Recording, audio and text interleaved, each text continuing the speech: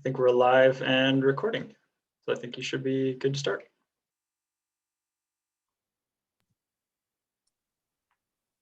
Hi, good evening, everyone. Thanks for having us.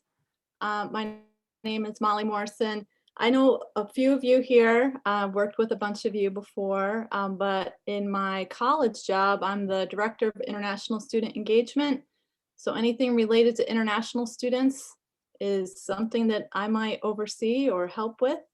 But in this role, since last February, I've been co-chairing a committee on campus climate and care, and that's university-wide. So some of you have sat on the committee with us, and thank you so much for your service over this long, long year. And Laura is with me as a faithful member. Between the two of us, I think we can describe a lot of the work that we've been doing. But what prompted us to come tonight was when we first met early in this semester, so kicking off this semester right after break, we looked at all the data that we had collected and the lessons we learned from last semester. Basic Needs Hub, the Food Pantry, care referrals, UCC, traffic, all sorts of different information and a few different surveys that had come back. And it became clear to us that March was going to be a very challenging time for you, for students.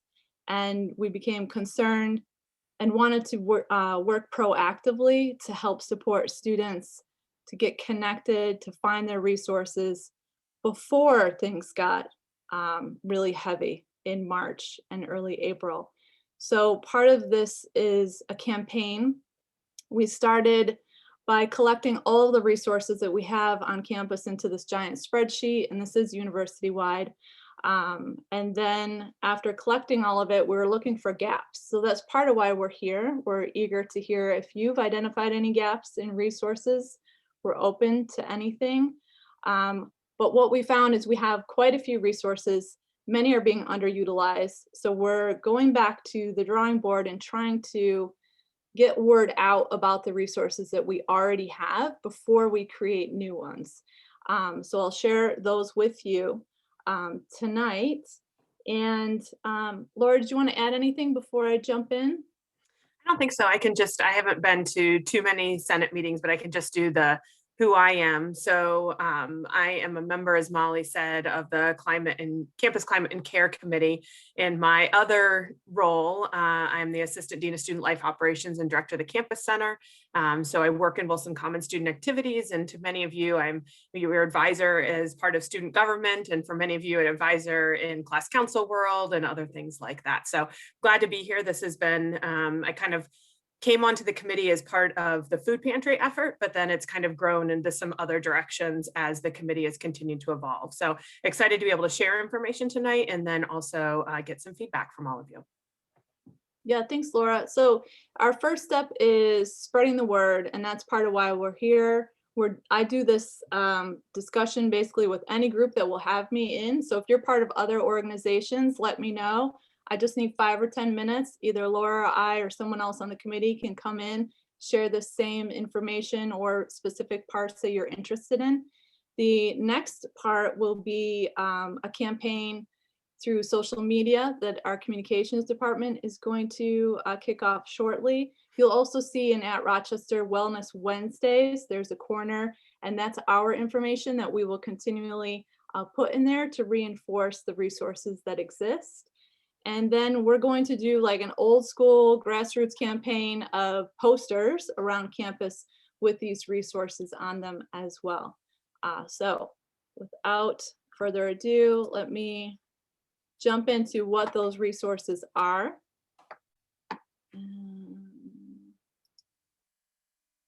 I expect this group to be very familiar with almost everything I say, but if I can give you one new thing tonight, then my goal is accomplished. So that's what we're trying to do here. And I think none of this will be a surprise to you, but we know from our care referrals and from information and data out there that the top 5 concerns during COVID for our students are social isolation, mental health, academic, financial, and death or illness of family or friends. Laura, I'm going to let you take away this slide. This is your home turf here. Sounds good. So one of the areas that we focused on are ways for students to make connections. And so as we talk about all of these, our end of our presentation is actually a whole slide of all of the web links. So we kind of formatted in that way instead of going through each individual resource and listing the web link there. So that's what we'll end with.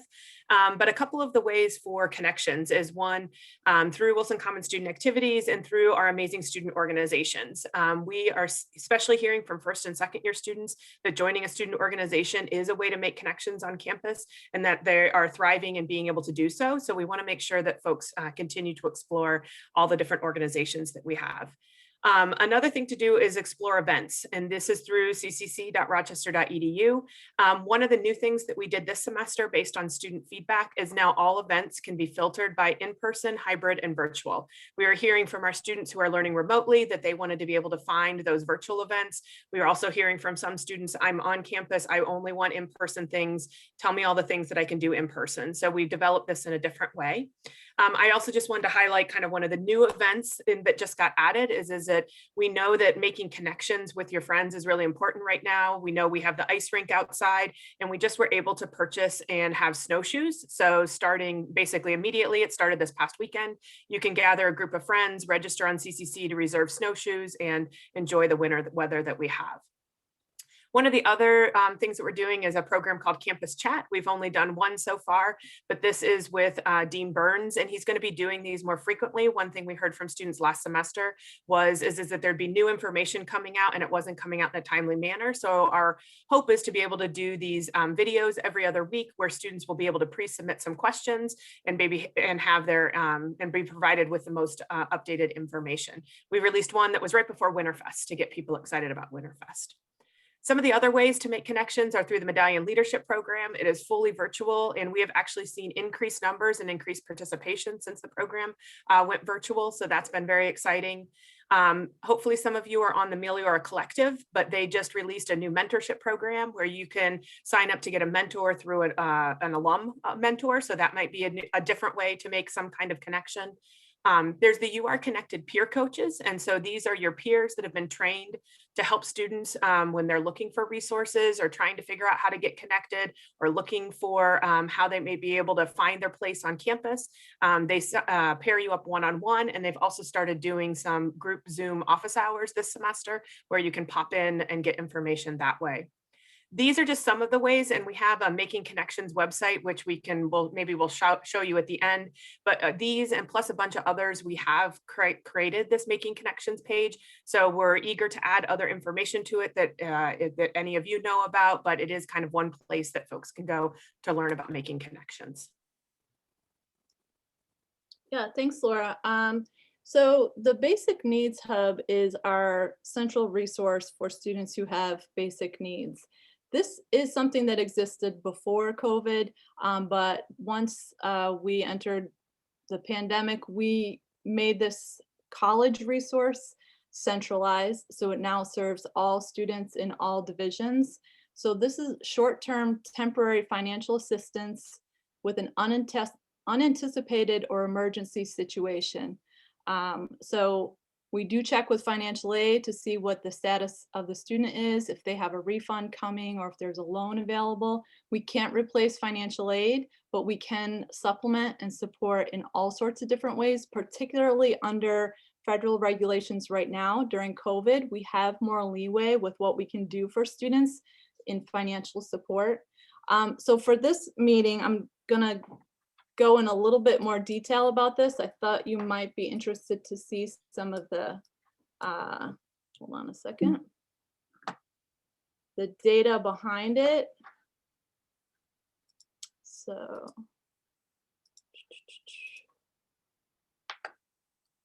this was our year-end report. So in early January, we took this snapshot.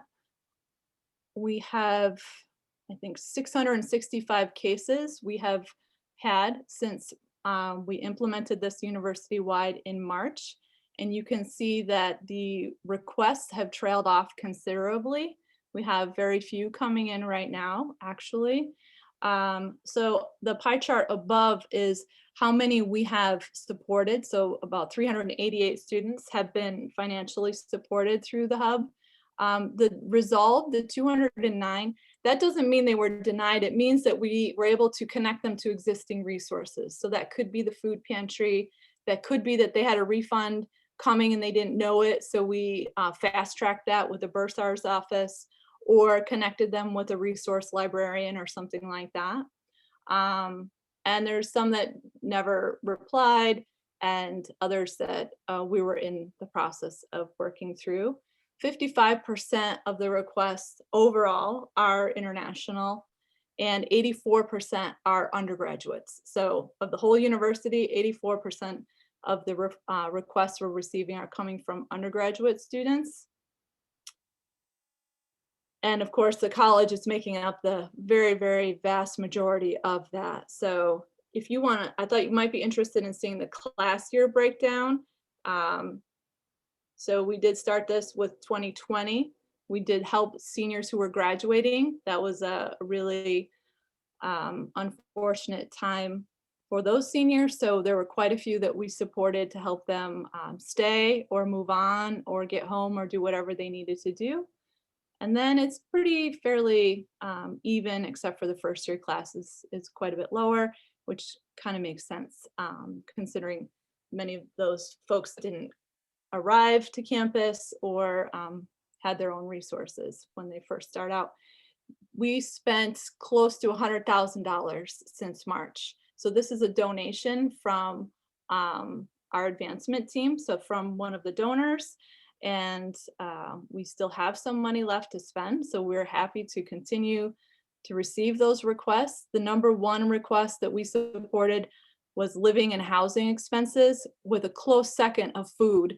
And those two are kind of intermixed, because if you're staying over summer, it's housing and food are connected. And the third is technology, computers, and supporting students with those types of needs. I'm gonna head back to this. All right, and I'm happy to answer questions about that later on. Laura, if you want to jump into the food pantry. Sure. The food pantry has been through lots and lots of transitions. And probably one of the biggest transitions we made was when the pandemic started. We expanded the food pantry to all students. So previously it was only graduate students and undergraduate students in the college, and now it serves all students. And we've also made the change that instead of a shopping style where folks go in and pick up their own items, it is a request form, and then folks come and pick up a grocery bag of items. Right now, those items are picked up from what you know as the Hartnett Art Gallery is our pickup location. Just to share some numbers in terms of usage is that for the fall semester, there were 256 grocery bags distributed to 95 different students. And out of those 95 students, 80 of them were AS&E undergrads. So still undergrads make up the highest percentage of the users, which isn't surprising. Over winter stay, we distributed 121 bags to 57 different students, and 45 of them were AS&E undergrads. So again, just kind of showing that the undergrads are the biggest users of the pantry. We just sent out an anonymous survey to anyone who's used the food pantry from the fall and winter break, just asking for feedback. And it's everything from, do we have the right items, to what are our hours, to, just getting some feedback. We've gotten a lot of positive feedback from that, but we're always eager for other ways that we can improve. And one of the newest things that we just did, while it is going to be, and this is hot off the presses, Molly, while this is going to be targeted mostly to graduate students, is that we have heard the need for another pickup location besides Wilson Commons, especially for graduate students and even undergrads who live off campus. It might not be the most convenient place. So now when you request your grocery bag, you either can indicate you're going to pick it up from Wilson Commons or you're going to pick it up from Goler House. So that's effective starting tomorrow. So we're really excited about that. We think that will serve some students well. That's great. So academic support, I don't think any of these places will be new to you, but what is new is that all of them have responded with multiple hybrid approaches to how their resources can be accessed. So for CETL, the study zone, it can be in person or online. You commit to studying for 3 hours, you check in with somebody. It's a great place to stay accountable, to do your work. They have, of course, their course-specific study groups and their one-on-one advising. Writing, speaking, and argument program still has all of their writing fellows and all of their writing resources available. The libraries with the subject librarians and the iZone have really stepped up to support students as well. The Language Center is operating conversation hours, both in person and virtual, and offering tutoring. So that's another great way. It's not just academic, that can just be to connect as well. The new thing, and Laura really did a fantastic job with this undertaking at the end of last semester, but we've worked hard to make it more accessible and more well-known this semester, is there are subject-specific and general study rooms. So we're really worried about students not being able to get together, right? So we have created these spaces where up to 10 students can get together safely, masked, it's monitored, it's cleaned, it's in, you know, all the right places. We've designated, I think, 6 of them to different subjects. So if you're in business or economics or biology, psychology, I think, you can just go to that space and study that. You may find someone else studying that as well. You can, you know, collaborate. But then if your subject isn't one of the ones that's specified, there's just general study rooms too. In addition to that, you can reserve a space. So if you have an interview and you need a private space without a roommate or anyone interrupting, you can just book the room for the time that you need it so that you can take your mask off and do what you need to do.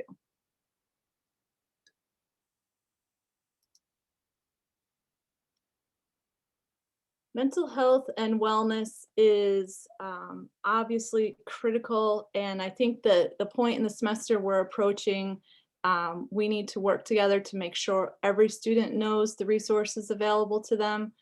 UCC is still operating, and the latest report is that they are being underutilized. They are not full. They have appointments available to students. So we want to encourage students to use the professionals at UCC. Not only can you have a one-on-one appointment, but they have all sorts of groups too. So this on the right, Our Healing Breath, that's a group that they've started for Fridays. I think no one showed up to the last couple that they've had. So they're really struggling to figure out how they can serve students best, or what's the breakdown? Are we not putting it out in a way that it's being received, or is it just not a good fit? So I'm eager to hear any feedback you all might have on that. CARE, I hope everyone is familiar with CARE. There's different kinds of referrals. There's a COVID concern, just a referral for yourself, referral for a friend. Health Promotions Office, this is the one I learned about most during all of this. I had no idea the amount of programming they have available at all times. You can, a lot of them are virtual, but they have other in-person ones too, the yoga and the mindfulness. They have eating, they have sleeping clinics, smoking cessation, all sorts of things through Health Promotions that you can access. And then of course, Mindful University, you've probably seen that. I hope Koru Mindfulness, the different sessions they're running all the time, student-led or professional staff. And then the Interfaith Chapel, I think is one that's often overlooked. I wanted to highlight it here because they still do in-person small group gatherings for different kinds of worship or studies. And then they have the Labyrinth Walk here, and their chaplains are confidential resources. So we want to remind students to use them as well. And just our boilerplate disclaimer, I want to make sure everybody knows that if a student is in distress, you can contact CARE, but CARE is not for emergencies. If it's an emergency, please contact UCC. They have someone 24/7, a professional staff who knows our students, answering that phone. And if you need someone immediately or it's a crisis, call public safety.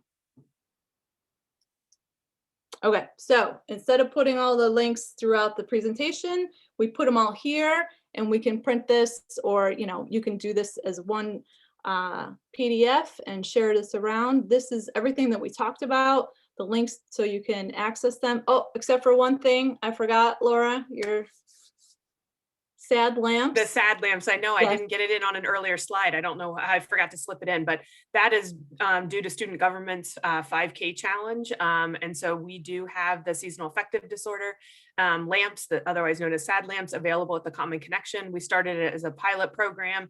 We have enough lamps and we're being able to meet need. And so if someone is in need of one of those, they just sign up at that link and reserve one, and then they can use it.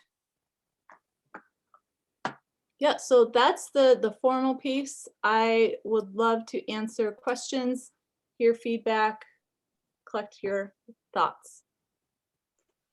So I think there's one question already in the chat, and then I think it worked pretty well last time to just have each of the people in the room put their name in the chat, and then we can just go in the order of the names in the chat for questions. Does that work for everyone? And then I see, Sakila, you have your hand raised, Senator Shangase. Yeah, thanks, Speaker. I have a question to Molly and Laura. I'm Sakila. I'm in ISEC.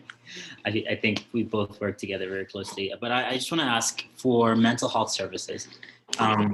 There's been, as you know, there's students who couldn't be able to come back to campus this semester and who are outside of the state, but more importantly, outside of the country, and to whom mental health resources are inaccessible at this point. And specifically, therapy sessions with, UHS therapy people or any kind of like in-person consultants. At this point, we're like beginning conversations with UHS. We understand that there's legal barriers that sort of prohibits UCC therapists from practicing outside of the state and outside of the country. But I think that we haven't really gotten any kind of conversation about what happens to students, because they're still very much part of our community, even if they're abroad. How can we help them? How can we help students who are out of the state with mental health illnesses or just mental health issues? And most importantly, how can we help students who are not in the country? Yeah, that's a great question, Sakile. So there's a lot of layers there. First of all, many of the students who are abroad have not paid the health fee. They have decided to not be covered by our health insurance, so the university health services jurisdiction would not cover them anyway. So they would have to first opt into our insurance and our coverage. If they are opted in, they could use UCC and UHS to the best of their legal ability, UHS's legal ability. But assuming that even if neither of those things happen, things that are available to students no matter what would be care, right? And the UCC groups, I think that would be a great place for students to be connected without doing the one-on-one teletherapy. And then maybe Brigette Intercultural Center. There's been different groups popping up here and there, but nothing has really taken hold. So I think that's probably similar to what the first Mackenzie's comment here.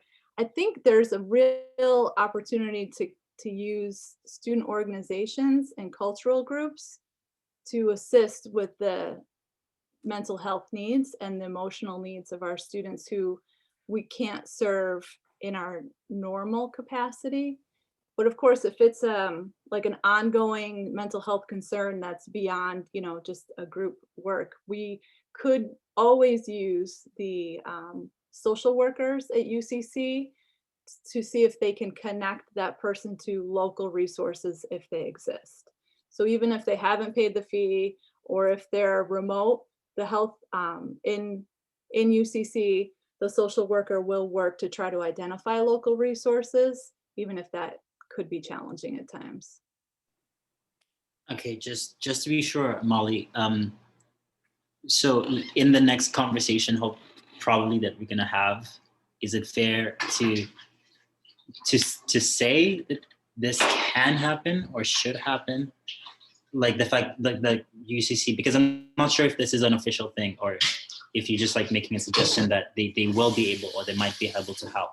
So I guess, do I have your permission to talk to Dr. Manchester and say that this is what can happen or should happen?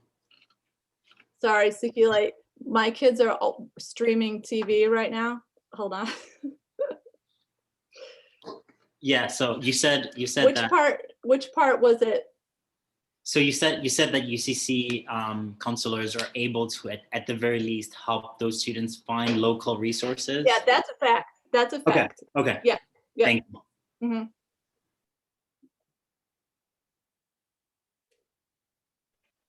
All right, I think there were a couple other points or questions in the chat. Otherwise, again, feel free to put your name in the chat and then you can ask your question.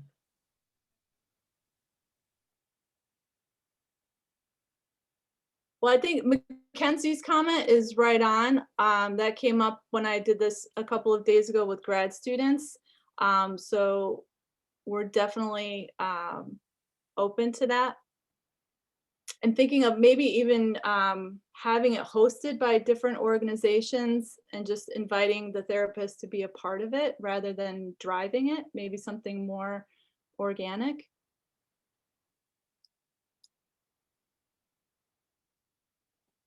Okay.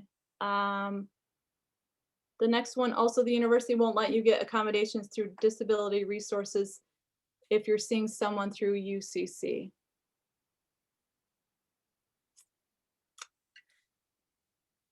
That I don't know more details about that. It sounds like y'all is more knowledgeable than I am on that. It may take an outside physician to get those disability resources in place, but I don't really have the answer to that.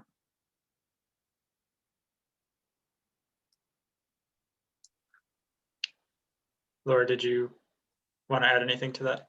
No, I think we would need to know more information in order to be able to navigate that one. I think it's one we could have some, I don't think either Molly or I will be able to answer that one, but it's definitely one that with more information, we'd be glad to help figure out what might be going on. I mean, I can hop in real quick and offer a little bit of clarification. I was told when I tried to get accommodations through the university for classes that they can't use diagnoses from UCC to get those accommodations, that it has to be from an outside source. Now, to me, that reads as if they don't trust UCC to give those diagnoses, or there's somehow a conflict of interest. I really don't know. I didn't get much information on that front, but I was told that, in meeting with the DRC, I was told that I needed to get someone who was not affiliated with UCC to get a diagnosis and to get a therapist outside of UCC who can make recommendations. Yeah, we can look into that or, assist you in that process.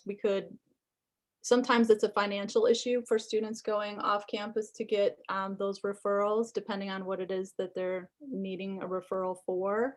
So that's something that we could look into, but I can't really comment on the Disability Services UCC connection. I don't think it's a distrust issue. I think it's probably a legal issue. I mean, if their therapists are qualified, I don't know why they wouldn't accept, input from them for accommodations.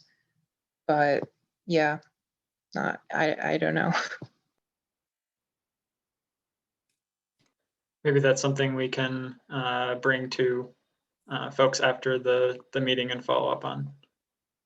I think it's definitely something we can get some more information on. I remember Amy saying something about it, and I just need to remember what that was. That was pre-pandemic, so some of that is a little fuzzy right now. And so I don't want to say something that might not be accurate, but it's something we can follow up on and get some more information. Yeah, we could put the question to Amy White would be the right person. Yeah. All right, Blaine, Senator Dillingham. Hi, it was you. The idea that prompted it that you said was about UCC being underutilized, but this is a more general comment, I think, on kind of the academic relief. Oh, I guess I didn't introduce myself, but I sat on the committee with both of you, and I appreciated the work that you guys did there. One of my observations was, anytime, right? So we're in a pandemic, and everyone is having a harder time of it. I think people feel overwhelmed, simultaneously bored sometimes, but overwhelmed often. And there are a lot of extra support initiatives that do need to happen, you know, when people have very specific acute struggles. I get that you guys have to do things to provide support, right? It's about doing number of things. You have to take care of a ton of different people in a lot of unique circumstances. But I think what we all need during a time like this is a little bit less work, not more. And sometimes it feels like a lot of the initiatives out there, you know, SA needs to do this. You guys, admin, are being asked to do a lot of different things. And I think that quantity is a poor way to approach it. And I don't know that I have specific recommendations. I can think maybe on like the academic relief type thing. I know in climate and care you guys talked about, and you were very recognizing that what people don't need is like more stress management strategies. They just need less work to do, right? Because when you're really busy, you don't have time to go to a stress management workshop or something like that. In general, any time that we ask you guys to create a new project or, you know, open up more spaces, have more of this, more of this, more of this, we're in an attempt to relieve some people's workload, giving other people a much higher workload. I think that in general, I don't know if this is something that is even possible to pursue. But if you really wanted to have across the board relaxation and help to everyone's mental health, I don't know much about grade inflation, but that kind of seems like the way to go. Because at some point when you want to relieve stress, the way to relieve stress is just to have less to do. And I don't know that there's academic support resources. There's plenty of tutoring available in my eyes. I don't, you know, I can't speak for everyone. Maybe some people don't have enough resources. But the way I see it is when I, at least for me, am really stressed, what I need is less work, not more stuff to help me do my work.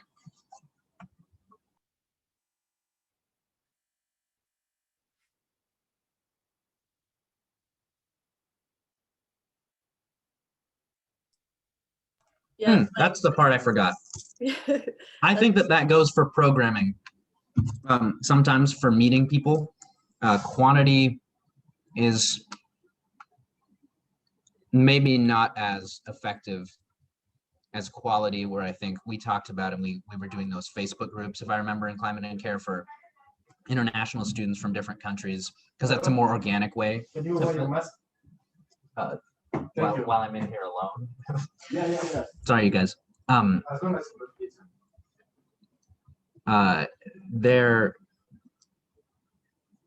there's quite a few events to meet people, I think. And we've talked about clubs, we've talked about all that. But at some point, just like organic facilitation, like the Facebook group type thing, I think that's more effective. That's just the one part I forgot to chime in. No, that's great. Thank you, Blaine.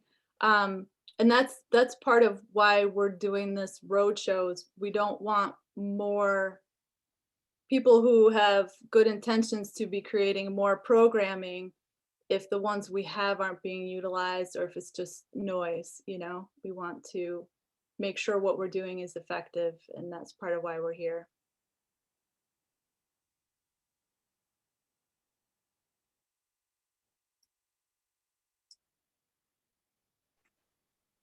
All right, I don't see at the moment any other chats. Does anyone else have any additional questions for our guests?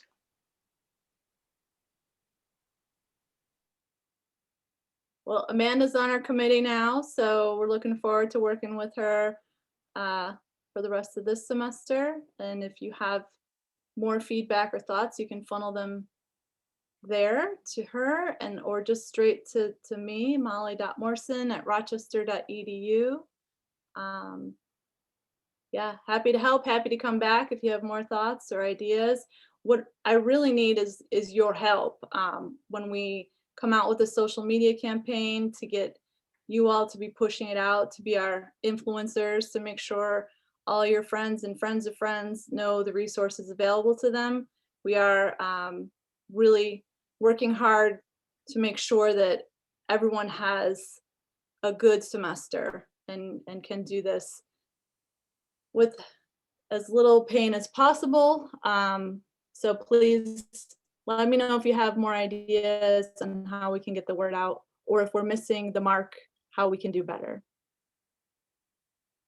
Alexander, what's the best way for us to share? I know we want to share, especially that last slide with all of you with the web links and making sure that you all have the resources. I think we're willing to share most of the whole presentation. What would be the best way to get that into folks' hands?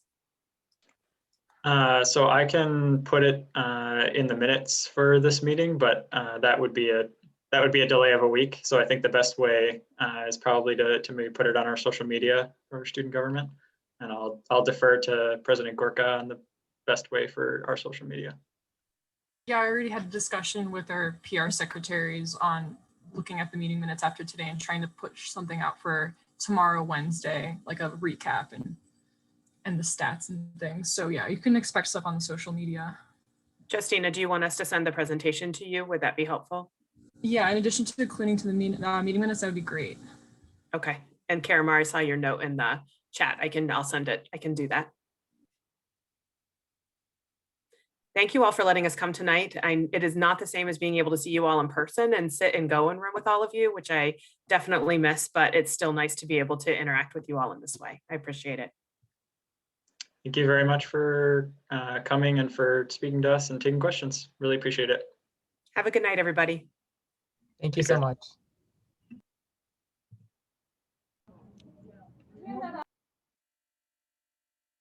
All right, we can now move to the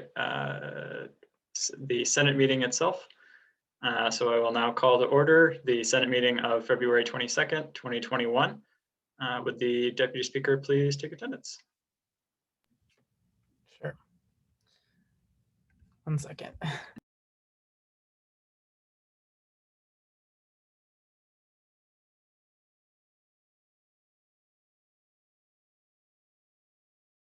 Sorry, my computer is malfunctioning. Give me 1 minute.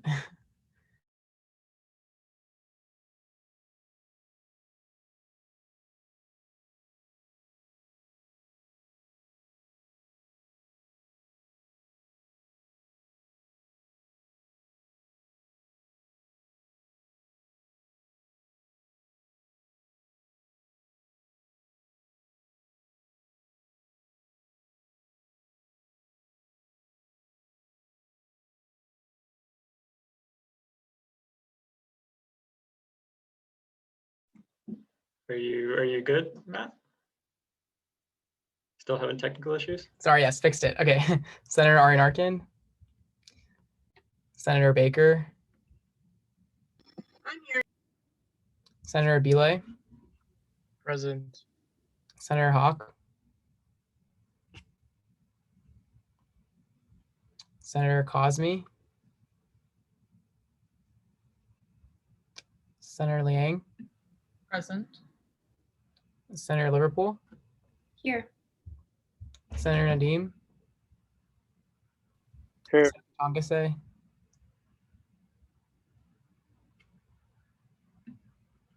I can see him in the meeting. Senator Ramirez.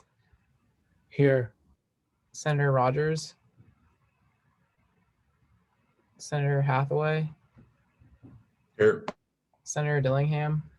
Here. Senator Sadi. Here. Senator Salimi. Senator Dillingham. Here. Senator Tome. Oh, sorry. Senator Tulloch. Here. Senator Fegler. Here. Senator Yoon. Here. 14 present, 4 absent. All right, so we'll now sing the Genesee. And we have some special guests who will be joining us for this week's rendition of the Genesee. You may recognize them. They are my sweetmates. So without further ado, here is the Genesee.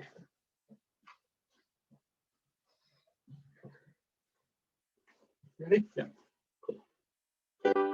Oh, many fair and streams beneath the summer beam, yet more to us than any seems our own dear Genesee.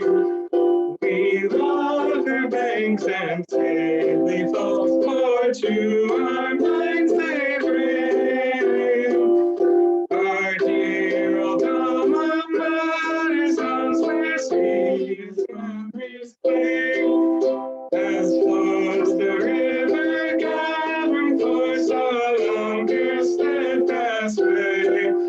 May we along life's devious course grow stronger day by day by day, and may our hearts wherever we roam forever loyal be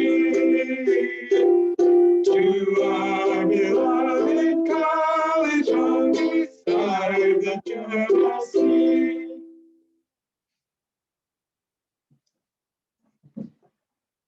All right, now we're going to read the land acknowledgement. Would a senator like to read the land acknowledgement?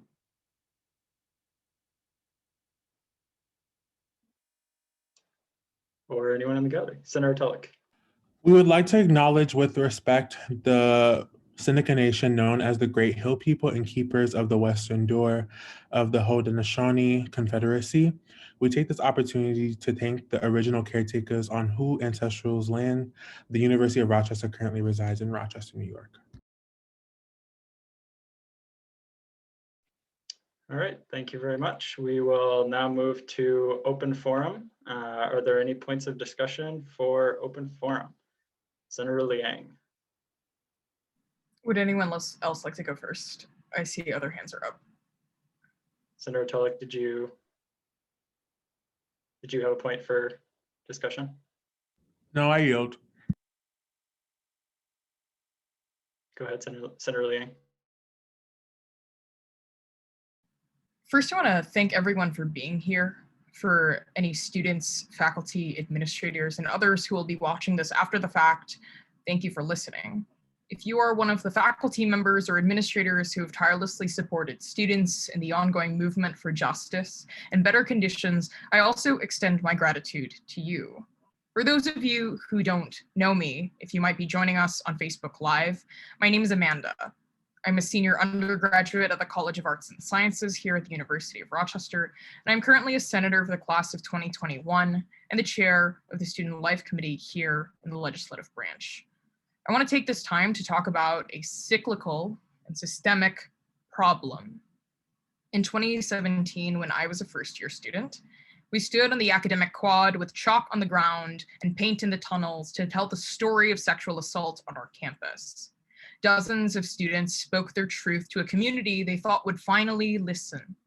The chalking soon turned to a town hall where faculty and students demanded accountability, only to see empty hands and no action other than a committee to produce recommendations without follow-up. Members of the faculty resigned and moved to UC Berkeley and Carnegie Mellon University. Our former president resigned, and in 2 years, after the students who spearheaded this movement had graduated, only a few of us remember the echoes of their testimony. What happened to the report authored by the committee? I had tried to answer this question. Alas, it is locked up in bureaucracy that is so dense and so dysfunctional that the student body cannot even access or ask the questions we need to ask because the administrators themselves do not have the answers. This is not necessarily their fault, but how can the system be responsible or accountable for crises if it cannot be responsible or accountable to itself? Why does activism at the University of Rochester always die? It does not die because we are convinced that the administration is finally listening. It dies because we are fooled to thinking that the best of the administration, our advocates, our allies, can somehow defeat a feckless bureaucracy that was designed to fail. We find our cause as students and we fight. And for 4 years, or perhaps 5 years, if you get to take 5, we rage on and on until we are exhausted and burnt out and perhaps failing our coursework with our mental health on the brink. I've been there. I'm sure many of us have been there. Our cries fall on deaf ears. We are told to wait for the eventual reply to our email, our petition, our requests, our demands, and then the university creates a committee. And then we wait. But we all know that justice too long delayed is justice denied. And then we lose by attrition, either by design or by happenstance, and we are made to believe that it is somehow our fault, that we did not work hard enough, that we were not loud enough. Students turn on one another and blame each other for what is just the nature of the machine. We graduate, and the new students come in only to discover the same problems we have been fighting against the whole time. How many times has the Black Students Union had to organize to stop the university from giving public safety more guns? From 2014 all the way up until this current year. Where the fuck was student government? Again, we worked for a whole semester on a committee that was going to review the Public Safety Review Board, to reimagine it, to do something different, to actually hold accountability. And then it disappeared. Where did it go? Why are we so atomized? We are split apart and segregated, unable to find the solidarity that makes us a coalition. And when we finally do, we are convinced that maybe some administrator, some dean will be able to advocate on our behalf in a bureaucracy that they themselves struggle to navigate. This past year, I've discovered that SA government is not a union, but a gatekeeper. One that approves and denies requests for student funding, student needs, and student interests. It is an extension of a bureaucracy that by nature defeats us through petty drama. It is ultimately, by its structure and leadership, a body that has no interest in building solidarity among the student body and is fundamentally soft. Unwilling to take the threat of riot to the president's door, it is a system that has been deputized to impose its rules upon our communities. It is yet another layer of bureaucracy that prevents us from accessing and speaking truth to the real authority. But who even is the real authority?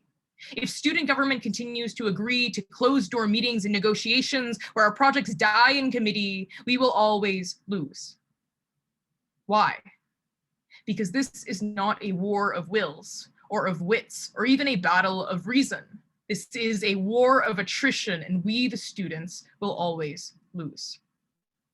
Even the administration itself has no idea where authority lies. Last Monday, my most important question was left unanswered. Who's responsible for the design of our COVID policies? This seems to be a very simple question. Of course, the answer we all know to be true that was unsaid is everyone. And at the same time, no one at all. Who then cares if they succeed or fail, or who they harm along the way? I refuse to continue participating in legitimizing a bureaucracy that was built to fail. This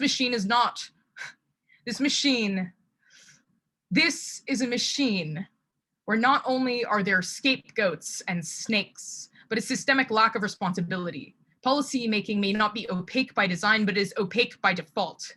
If this speech reaches the president of the university, and I hope by God that it will, I have some points to make. Your administration will not die because we all know that students will always lose by attrition. We will graduate, we will leave, we will drop out. No. Instead, your administration will slouch along its predetermined path because the bureaucrats under you incessantly micromanage and jockey for power while students are suffering and attempting to deliver solutions. For free, I might add. If the dean of something has to gain approval from a vice provost and 3 separate committees for the smallest of tasks, the smallest of policy changes, how can the bureaucracy possibly be responsive to stability? It cannot. As a result, we suffer through a whole semester where students fear calling emergency services because of a commitment that was written on a gamble, poorly implemented and poorly communicated, without any changes despite 6 months of experience and evidence that something is not working. As a result, students are forced to make the decision to return to campus without the information necessary to make their consent informed. As a result, every day we walk onto campus, we are gambling with our lives. Tell me, where does accountability live? Where does it live when policies fail and evidence of this failure is covered up and kept in a box behind closed doors and then lost to time?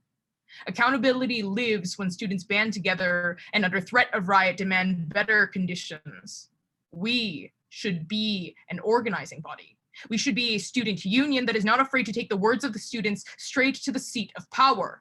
Instead, we sit here playing bureaucrat and talk internal policies and structures while students are being overworked, underpaid, segregated, and forced to receive an education where they choose between following capricious rules and their basic human needs. Thus, I resign. And if any other member of student government believes the bureaucracy to be irredeemable, as I do, I call upon you to resign as well. And should you choose to join the organizers that are planning direct action throughout this semester, I hope to God that your boots are warm. I yield my time back to the floor. All right, Senator Tulloch.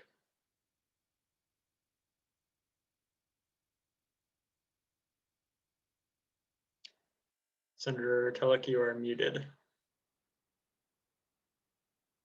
That was from the land acknowledgement. Okay. Senator Cosme, did you have something to add? No, if it's still raised, I can't seem to unraise. It's a Zoom glitch. Okay. Is there any discussion on that topic for open forum?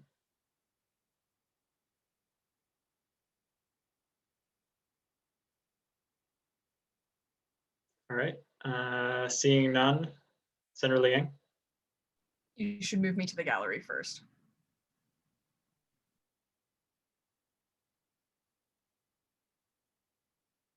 I'm sorry, I didn't catch what you just said, Senator Liang. You should move me to the gallery. Okay, so you are resigning effective this moment. Yes. Yeah. Okay. All right. Is there a senator that would like to yield? Senator Shangase. I yield to Amanda. I think we have a problem where we sort of sit around and we're like, okay, we're going to do something about it. We'll follow up, we'll follow up, we'll follow up. But there are certain things that have never been followed up on for a very, very long time. An example of this would be the Public Safety Review Board. We worked on this for a whole damn semester.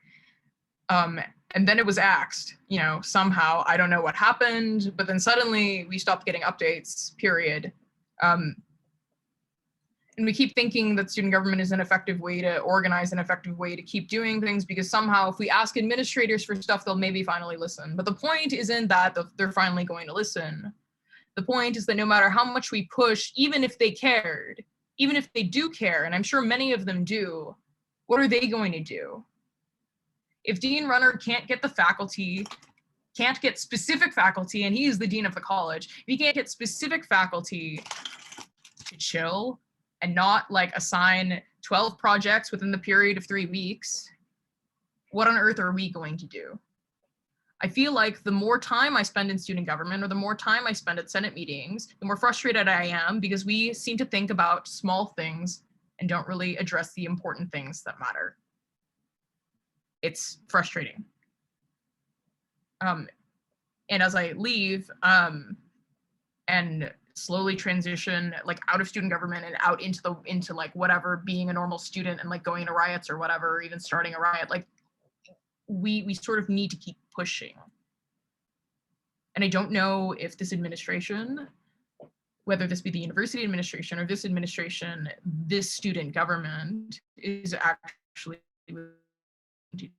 I yield. Senator Shangase, you have the floor. Yeah, I'm just gonna say this one thing. I totally support Amanda in everything that she said. And I think that for anyone, I guess the rest of us who are still gonna be here, there has to be some kind of reckoning into how we approach admin. I've expressed this to senators that we need more, I just think that there needs to be more unity, in Senate. There needs to be more unity in Senate. There's hardly been any time that I've been here that we've worked as a collective body. And there's hardly been a time, even in the slightest of times that we've just like collapsed. And I think this is a problem. I think this is an issue. Yes, we call these like Senate meetings, but we really just not, there's no connecting thing. Like, I still don't even know, like some senators, because they either just like never show up or they just don't, respond, or like,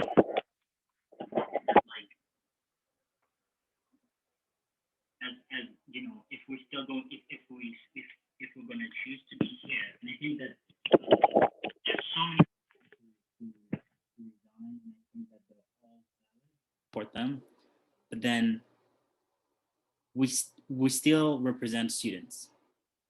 We still represent students, and as much as we represent students, we still are accountable to them. And what accountability is not like, sucking up to admin. Accountability is not like coming here and saying that, oh, everything is okay, or saying that like, oh, they're doing the best that they can, because they're really not, right? So if we have to be aggressive in our method of advocacy, then so be it, right? If we have to show up to protests, if we have to show up as a collective, right? If we have to not like behind our abolition coalition, not behind other students' initiatives, right? Like as a Senate, like what are we doing as a body to actually represent the students? And I think that's where change starts, and I think that's where like real advocacy starts. But if we're really going to continue, we really need to redo this whole thing, because like what we really are, like no one cares about Senate.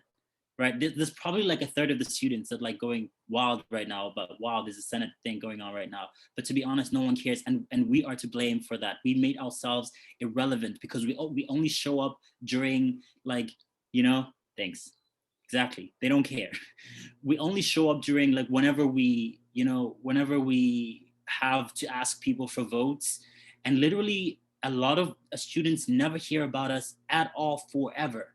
Until like some of us, do, until like, the year ends. And then I know people and senators who know very well that they have not done anything. They have not, passed any kind of legislation. They've not said anything on like in these meetings, but they're going to very well, they're going to have the guts to come back next year and ask people to vote for them as if they're some agents of change, when that is not true, right? And if we need to start calling people out, then let's do it. And I'm down for that, right? Because like we've been here. Listen, we don't even get paid for this stuff, right? Like, why are we doing this stuff? We do this stuff because we care, right? We do this stuff because like, yeah. We all like, we think we're important. We all want to go to like, all these great positions afterwards and make our resumes look good. But change is not happening. Like, let's talk about resolutions that were passed three years ago. Let's talk about resolutions that were passed 2 years ago. Let's talk about resolutions that were passed like last semester that are still not happening. Then what the heck are we here for? What are we doing here, right? And quite frankly, I'm tired of wasting 4 hours of my life every single week to come here and just talk about the exact same thing. Because what we essentially are is a bunch of like random self-important kids who think that they can do something. Because like, and I'm gonna say, right, especially in the Senate, right, especially like senators, because there was a time when I think we were gonna meet with President Mangelsdorf, and some of us were like, okay, you know what, this would be a perfect time to like actually talk to the president and be like, hey, we need things done in the school. But what did we prefer? Most of y'all senators were like, no, we just want to take pictures. We just want to socialize with the president. No, like this is a great time. This is not a time for advocacy. When that could have been the right time to like say things to her face. So we really just need to like redo this whole thing, because we're not going to be for it, right? Like there's like Black students who are crying because like people will just not listen to them because the administration will not do anything. But most of us show up to these care committees and like we really boast about it, right? We're like, okay, you know what? I have this committee, I'm sitting on this committee, I know the admin, but like that shouldn't matter, right? That doesn't matter. You don't gain clout from the fact that you had a President Mangelsdorf. Like no one cares. Like what did you say to her? How are you going to change the lives of students, right? And if this doesn't change, like honestly, it's either we're just gonna go with that path, or we just need to admit to everyone who runs that, look, don't expect to come to student government and make any change, because you're just gonna be here and you're just gonna be barking to like trees that just won't do anything. So let's revisit resolutions. Let's talk about people. Let's talk about things that haven't happened. Let's talk about things that haven't happened. And lastly, let's just like be prepared to do stuff, because, you know, I know these conversations happen with senators in public, because, like in private, because I'm a senator as well, but we can't even agree on like something that we're all like, you know, like frustrated about, right? It's true that this was supposed to be mass resignation, right? Like I'm just gonna say like really, really clearly, it's true that like we had a meeting last night and we talked about what we're gonna do, but nothing happened. And can you even imagine that we can't even come together for 1.5 hours and agree on a single thing?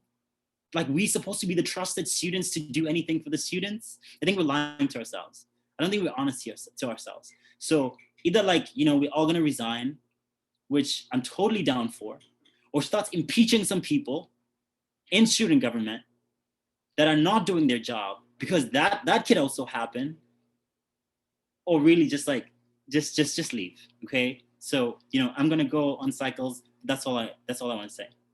I'm gonna yield back to the floor. Senator Cosme.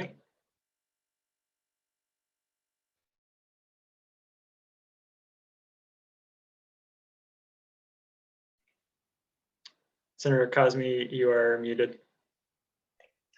Hilarious. That sounds like something I'd do. I was saying that I wanted to yield to Grace and then Leah if possible, because I see their hands raised in the gallery and I think they might most likely do have very substantial things to say.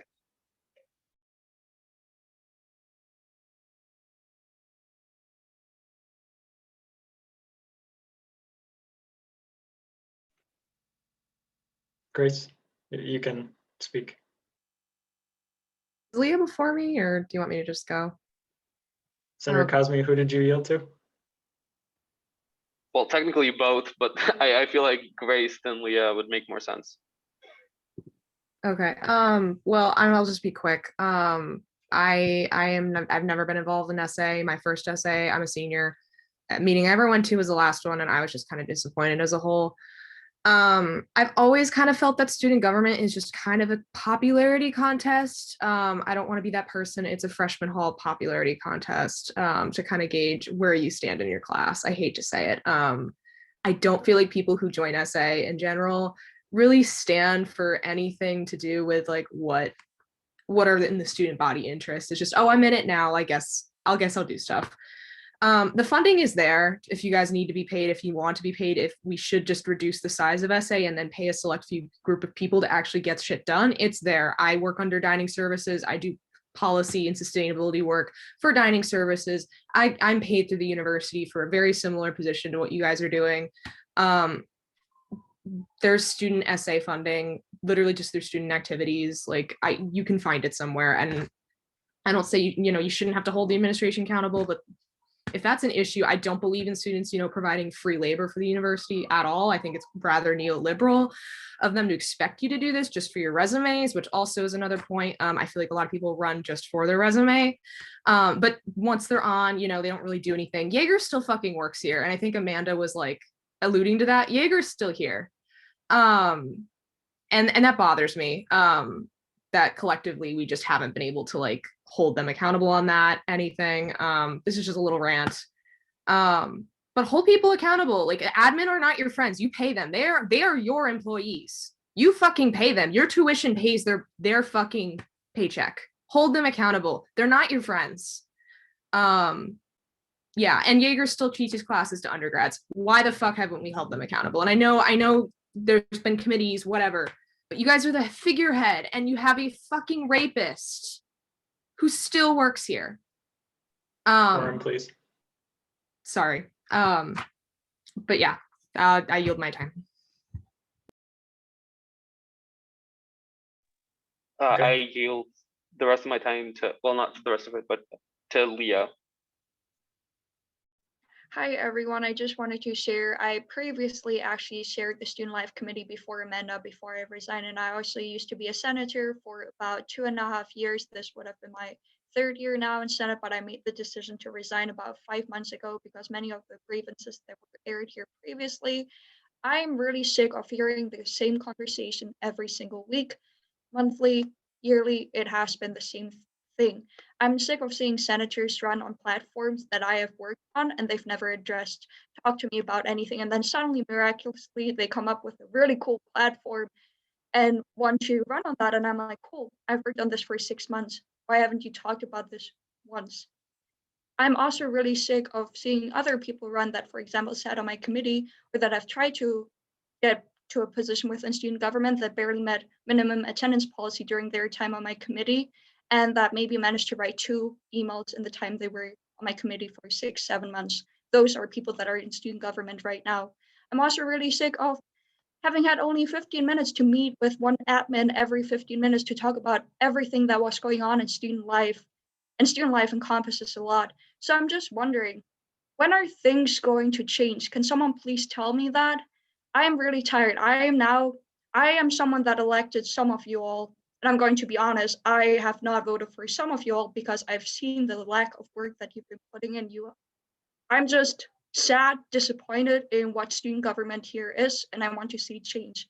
So now I'm asking everyone that hasn't talked yet, from SA leadership, because there are clearly problems, other student government senators that have been really, really quiet today. Tell me, when are things going to change? What are you going to change? And how are you going to communicate that to the student body? Because we're sick of it. I yield back to Sabine.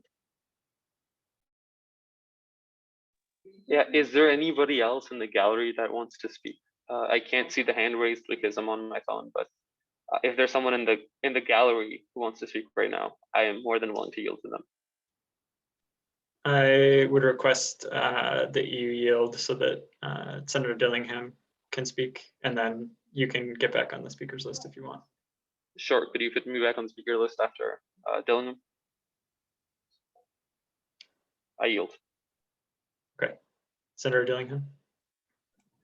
I just have a clarifying question. I'm not sure who to yield to. Any of the people who have spoken before me, Senator Shangase, Leah, any of you. Are we mad that they're like, because there's a slow pace of progress and there's bureaucracy. That's kind of true everywhere in like a lot of forms of government. Do we have like specific grievances? I think general frustration is super justified. The question is just, what are we going to do about it? Right? Like you said, what comes next? When is this going to change? I mean, what specific changes do you want to see? And then we can just approach how we go about them. And I don't know, do we want to be more confrontational with administrators? I'm not sure I understand what the specific grievances are other than just a general sense of frustration. I can kind of talk to a little of this. I transferred here. And I would say that like the school I was at previously, University of Vermont, they did not treat administration the way we treat administration. We treat administration with a degree of like respect, like I want to be you someday, maybe like that kind of treatment. And they got stuff done because they held hunger strikes, they held rallies, they did shit, and like things changed. They added diversity courses, I'm just thinking of the stuff that happened my freshman year. But I think fundamentally, like, you guys are just too soft on them. And I think the structure of these meetings creates an environment where it's like, oh, I only have to do it once a week and then I'm off for the rest of the week. I don't have to think about it. Granted, I'm not familiar with SA personally, but I just, as an outsider, I just doesn't really feel like anything's getting done. It just feels like you're like little figureheads that kind of open your mouths and talk and then nothing comes of it.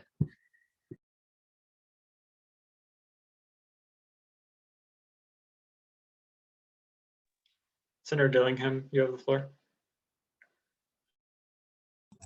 Does anyone else thank you. I appreciate knowing that there's another university where maybe the bureaucracy isn't so hard.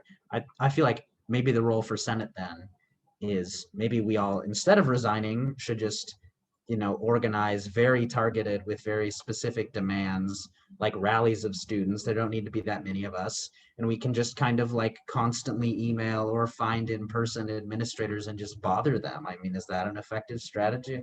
Yeah, I yield to anyone who has thoughts on that. Yeah, so yes, that is an effective strategy. We would put that under the category of direct action, which is what we would like SA to do. Unfortunately, SA can't do that, because if you do that, you get in trouble because you've violated various policies that you have to follow, and then you might be removed from your position. Therefore, leave and then start your riot is sort of the reasoning. The argument that I presented / am presenting is not so much that, oh, we should just work harder to hold people accountable, but that structurally SA is the antithesis to the activism that we need from the of the student body, that we need to continue pushing. Certainly there are like things that are like, quote unquote, like small potatoes, right? Or like small things that are important to do in SA.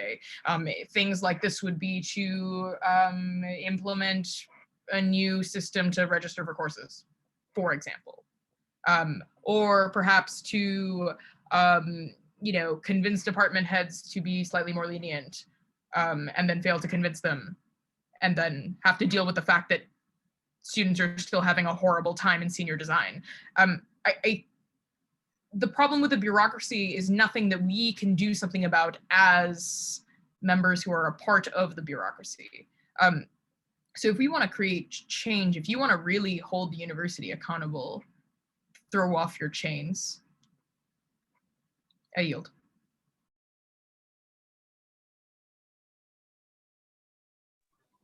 Can I just generally yield? Like I'm done. Take me off the speakers list. And thank you, Amanda.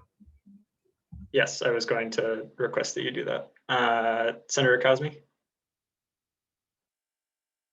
Okay, again, I can't see the gallery, but is there anybody who wants to speak from the gallery? And if not, I can go ahead. I have a few thoughts to share myself. Can I speak? Oh, can I speak? I have no idea what that is, but it's Larissa. I just wanted to Larissa. okay, thanks. Okay, I just wanted to give a little bit of perspective. I have had professors actually tell me that they do not take student government seriously because they do not think that student government represents the student body, because they think that student government is insulated from the other students. And the reason that happens is that the student body in general does not feel represented by the student government. And that happens because too often student government acts way more like a spokesperson for administration than actually representatives for the student body. It doesn't seem like we as student body are advocating for students. It seems like we're just excusing whatever administration does so that students will feel better about administration.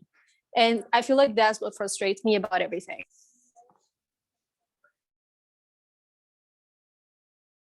Do you yield back to me? I'm assuming yes. Technically, you have the floor if you would like to have the floor, Senator Cosme. Yeah, all right. No, I think somebody else also asked to be yielded to. What it says? Cesar, sorry. If they want to speak, I'm yielding to them, and I'll take the floor for myself.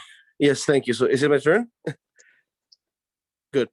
So yeah, from the different points I've heard here, from what Larissa just said, and from my experience since my first year in the Students Association's government, I think that we really need to look at what kind of mandate do we have in the SA? Like, how many people vote for us? Why do they vote for us? What kind of engagement we have? And what type of engagement we have been seeking for years, right? Are we actually connected with the student body? Because it's true what Larissa says, for many segments of the student body, these days, back before some of you were here and I was here, and before me, there's a huge concept of we being useless, right? And not really representative of the interests, the personalities, the ideas of the student body, right? And it's not only the SA, to be fair, it's a lot of student leadership and student active communities on campus that don't really get across to the majority of the student body. And there's not easy solution, I think, right now. It's something that needs to be explored. But we don't only need to look, and of course we need to look, and I agree, and many people who know me, I know I have ideas on this, but we not only need to look at how we go to the bureaucracy and fight, is how we go back to the students, arrange an actual student movement, and help them go towards our objectives as an institution. And I think that takes a lot of self-examination, both individually from every member and from the institution itself, as a community, because like, if we do not solve our internal grievances, if we do not fix the norms that we follow when we behave, if we are not able to work properly, speaking bluntly, being honest, and having solidarity among members of the SA, it's going to be very hard to be blunt, honest, and to have solidarity with the student body at large. So I think it is also about the norms we have and the image we give to the student body and how we try to engage them. And it's not only open tables, inviting them to Senate, it's actually going and meeting them, which is extremely hard, I know. Maybe it may sound a little empty, but I hope it means something to you guys. I yield. Okay, thank you, Cesar. I appreciate that. I think I genuinely appreciate all of the insight that everybody has had to bring, and I think I have a few points of my own. Okay. First of all, I don't think we represent the students at large. I think student government at the University of Rochester is an epic failure of proportions that we do not need to even explain. I think there have been a number of times where I've been sitting with administrators and covering the same issues over and over again. Probably like my 10th meeting in the same semester, trying to explain to Dean Burns or to a specific dean or to a specific administrator that this is a specific issue that matters to us. And they've pretty much thrown it under the rug and not really given a fuck. So that's true. The bureaucracy exists. We are not representatives. We fail at that. I think I don't disagree with anyone who has had to say that. But my greater concern is that when this university has had people who have taken lead, when coalitions like the Abolition Coalition has stood up, has rallied, has gone across the school from URMC to U of R across our campus, us as student government have done nothing. A number of us have just sit idly by, not participated in those protests, not shown that we stand in solidarity with those organizations, but rather just chill the fuck out. And I think that is a problem. I think us not going hard on deans, I think us not recognizing that we are part of the problem, I think us being that soft spot, that buffer, that insulating material for the admin is one of the biggest problems. Which is why I think us as student association government need to make the proactive effort of getting engaged in a number of these events, in a number of things that are led by non-SA government organizations. I keep thinking about this over and over again. I think it's one of the regrets that I personally have, which is when last semester, the Abolition Coalition started in the entire rally, and I know there were a number of SA government members who were there. I personally wasn't present there. And I think I'll regret that for as long as I can, because effectively, that is the voice of the students. When they are getting out there, when they are trying to say, and the fact that that failed to get enough attention for Mangelsdorf to personally comment on it, for Mangelsdorf to actually give a shit about it, I think that speaks to our failure as quote unquote representatives of the student. Because our voice, our job is not to be that buffer, but to amplify the voice of the students. And instead of doing that, we're often left in a place where not amplifying it, but rather pacifying it, and then taking it forward to the administration and being like, hey, the students seem to be concerned about this. Let's just talk about it for a few minutes and then ignore it for the rest of the semester because, you know, you don't really give a fuck. So I think what I'm getting at after this, towards the end of this rant is, instead of being, or even thinking of ourselves as a government, because we are not one, we need to think of ourselves as a union of sorts, a union that is willing to promote advocacy and amplification of the voices of students that matter on campus.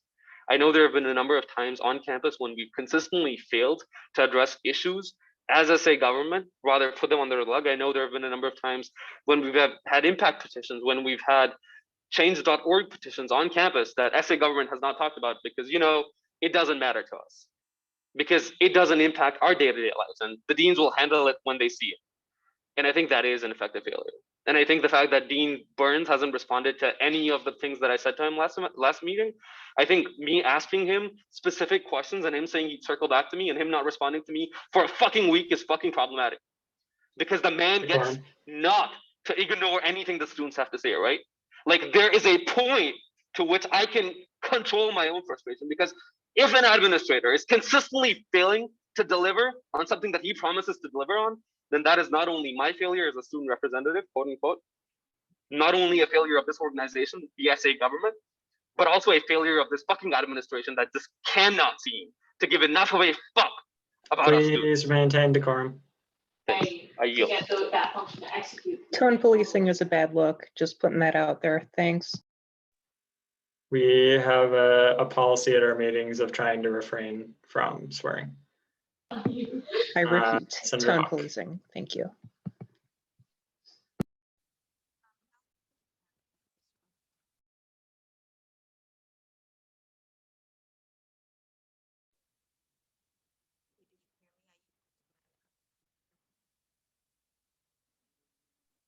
Senator Hawk, we can't hear you.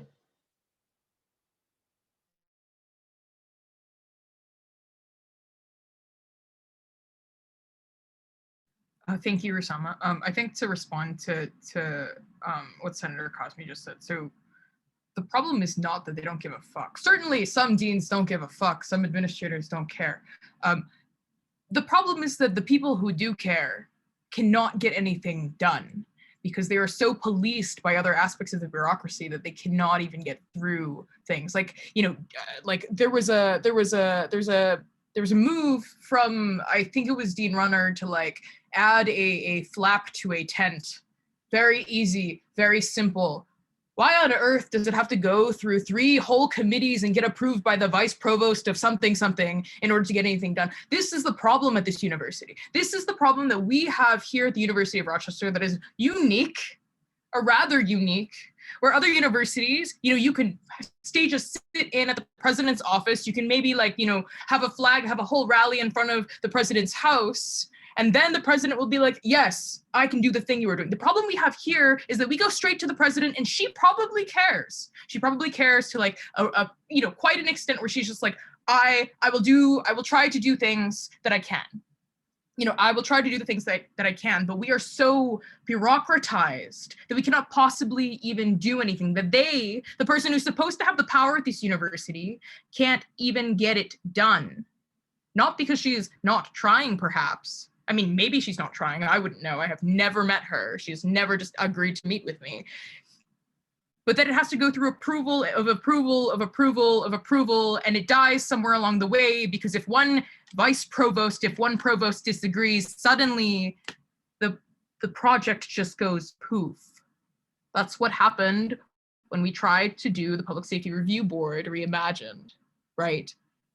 The idea is not that like, you know, oh, if we keep yelling at them, maybe they'll finally care. It's that even if they don't care, even if they do care, they can't possibly get it done because the thing that I am protesting is not them, but rather the bureaucracy that we are here continuously talking about, continuously trying to navigate. The reason why I urge you to resign is because this bureaucracy will never die. It will never die unless we leave and we throw our bodies upon the gears of the machine. And then maybe the grinding will stop. I think you have to understand that fundamentally, like, the bureaucracy is going to prevent any activism from ever succeeding. That's what we've seen. 2017, we had this whole, you know, Me Too movement, right? In 2014, they armed public safety, right? And there was a movement, there was a protest. Every single year we have a protest where we're like, we don't want public safety to have guns. Why? Because of obvious reasons, right? Why has the power continued to expand? Because the bureaucracy continues to move like a Leviathan and it does not stop. And I think we are fools to think that it will stop for us. There is no way that the machine will stop unless you leave, organize. In the words of Mario Savio, you know, 1964, UC Berkeley, right? He led a protest and he gave this really famous speech called The Machine. And he said that the only like thing that we can do, I'm paraphrasing, I don't remember what it is. Although, you know what, let me Google it and read it because I think you need to hear it. You know, there is a time, he says, there is a time when, wait, let's see. When the operation of the machine becomes so odious, makes you so sick at heart that you can't take part, that you can't even passively take part. And he looks out at this like group of 4,000 students on the steps of Sproul Hall, right? And UC Berkeley is literally huge, right? And he calls upon them. He makes the argument that we are the raw materials that like this machine is trying to turn into organized labor, right? You can't even passively take part. And you've got to put your bodies on the gears and upon the wheels, upon the levers, upon the apparatus, and you've got to make it stop. You've got to indicate to the people who run it, to the people who own it, that unless you're free, the machine will be prevented from working at all. Now, let me tell you, the people who own and operate this machine that is the university is not the president. It is every trustee. It is every provost that gets in the way of equity. It is the fact that, we have people who deeply, deeply care about equity in the institution, in the administration, that cannot do their job. They're being prevented from doing their job because the machine itself is something that they are also subject to. What we have to do is organize. I yield back to Senator Hawk. I yield to Fred. Oh yeah, I just have a really interesting suggestion. Might not be a suggestion, but a point. I wonder if it is possible for us to create a huge survey for people to figure out how represented the general student body felt by the essay. I think that would be interesting, statistically interesting. I don't know whether that's possible, maybe in the future, when after the news meeting or something like that, if someone can create a survey, just kind of seeking feedbacks from the student body, because from an election standpoint, it's just it's kind of sad to see when we have 4,000 students but only a couple hundreds that vote. I just think this this says something. This says that the essay doesn't really play that much a bigger impact towards the general student body. That's why they feel oh, my vote was probably not even gonna affect me or do anything else. So I think a survey that's going to collect public feedback will be pretty interesting thing to do. Yeah, I yield my time. Right. You can hear me now, I assume. Yes. Thank you. So I'd like to just echo everything that everyone has said so far. Thank you, Amanda, for your great speech. It was really, really needed. I feel like everyone here sort of understands and relates to everything that's being said, and they feel the sort of rage that all of us are feeling. Some of us joined Senate because we really wanted to be a part of creating change on this campus. Some of us really wanted to, not conform to what the admin wants and actually fight for the student body's rights, to actually say, things that need to be said without being scared of everything. But what are we actually fearing here? I feel like in the past 8 months or so that I've been on Senate, we've cared more about decorum, about the stupid rules, and about things that shouldn't really matter that much than being enraged at the fact that sexual harassment is not taken as seriously at this university, the fact that there are admin who, have been part of such outrageous and heinous cases that there's reports out on the internet which say exactly what has gone down, but nobody gives a shit. I feel like we're too worried about the things that don't matter, and we're letting things pass that we actually have the power to change, but we're not willing to do so because we're too scared, we're too suppressed under the bureaucracy, I feel like we're compliant, and we don't like feeling that way. Some of us do not want to feel compliant as we are at this point. And I think I just want everyone to understand who's in the gallery today that how pushed to the edge do you think you have to feel to want to quit a position that you joined out of your passion to create change in the university community that you're in? I understand there are senators who we've seen underperforming. There are people who we've not even heard from properly in the past months or so. But there are some of us who wanted that change. And it's really, really disappointing to see that we don't have that power. We don't have the ability to create that change because we are stopped by all these barriers we have put around us. Now, my question is, what happens from here? Because it's going to be nothing. This is the reason why we're so disappointed. We bring up these conversations. We have these advisory boards and committees that we speak hours and hours and hours in. We do all these, all these like Google Docs, and we have all of our files all orderly to like, act like we're like some government organization. But the things that we want to create change are not happening. We have this conversation today, and then we're going to go back. There's going to be gossip that, oh, there was huge shitstorm in student government, but nothing's going to come out of it. Now, my question is to the people in leadership, to everyone here, what are we going to do from now on? Like, I feel like, yes, we are so frustrated that we want to quit, and we will quit. And then what happens? Will new people fill our places following the same popularity contest that we know Senate to be? There are people that I know in the university community who are so passionate about creating change, who are so passionate about actually doing things, but are too scared to even run because they know they won't get votes because they're not that well known. Why is it that we have to send in applications to things like SAA and everything else, and to be an RA and everything? But to be a senator, you need friends. You need popularity. If you're in a sorority, you're going to get like 50 sisters to vote for you. But if you're somebody who no one knows that well, then you're not getting in. You're not making the cut. And how is that fair that this body that is supposed to advocate for other students is chosen by popularity?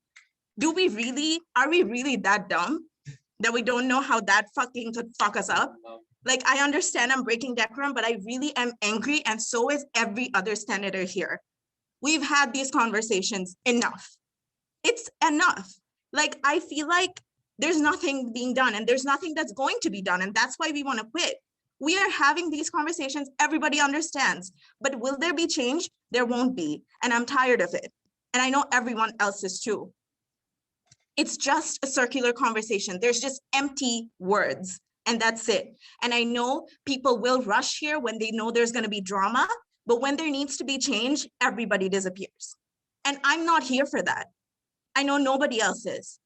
We really wanted to do something good for our university community, but in the past semester that I've been on Senate, it's just been round and round and round in conversations in our committees, in our like useless hour-long things that we spend our time on. Nothing comes out of it.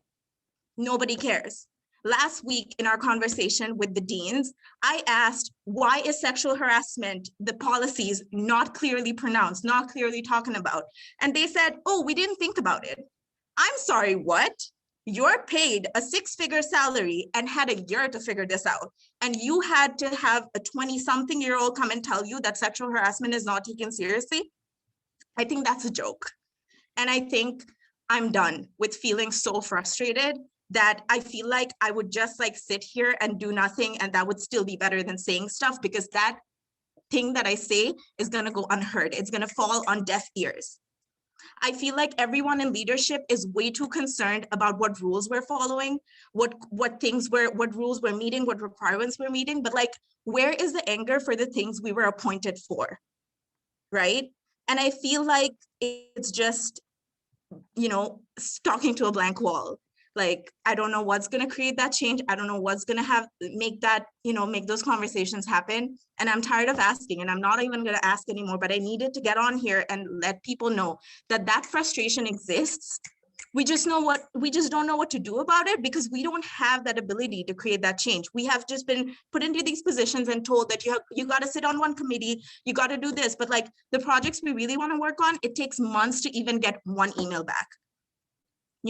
Like, there's no productivity here. The whole system sucks. And my idea is burn everything to the ground and start over again, because trust me, everything starts at one point, and I get it, but it doesn't mean it's efficient. Just because this system has gone on without people questioning it, that's enough. Today we are questioning it. And I think this is our opportunity to make it a more efficient system and to start everything from scratch. If we don't do that, then the same cycle is going to go on. I'm going to graduate in 2 years, and then there's going to be the same frustration, same conversation, circular again and again and again, and nothing's going to come out of it. So what are we doing? That's my question to everybody. And take it seriously, please, because if all the senators just quit today, which is very likely that it'll happen, then I think it just shows how much of a failure student government is. So yeah, I yield my time. Thank you very much. Senator Fegler? Yeah, I initially raised my hand to respond to Blaine's point earlier, but I also want to echo what Rusama just said that I fully agree with. I think to Blaine's point, it is unrealistic that everyone in SA will act as they should or continue to push forward and advocate for change instead of just rolling over and submitting to the bureaucracy. I've only been on the Senate for 3 months, and I've already been in a number of meetings where students have preferred to take a friendly demeanor towards admin when we were supposed to be there, pushing for answers, pushing for change. And like a lot of times I submitted to that as well because like I was new. I don't want to be the bitch in the room, and I regret not pushing harder in those situations. And when I did push last week about holding people and groups accountable for partying, I was asked to do Dean Burns' job. He gets paid 6 figures to do that, and he never thought about it before I brought it up.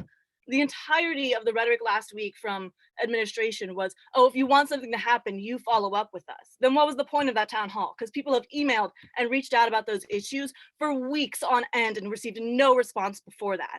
So like where, even if we were to continue to push, where would that get us? Where would that get us? And to bring a second point up for that, we have elections coming up. You may feel passionate about affecting change and changing the way that student government is organized, but you may get replaced in 2 months, to be quite frank. We have no guarantee that the person that takes over your seat will feel the same way as you do. And to Rusama and Grace's point, the student body does not take us seriously. Elections are not based on platforms. They're not based on how passionate you are. It's based on who you know. And nothing we do in 2 months is going to change the way the student body thinks or acts, and that includes the way that they vote for people.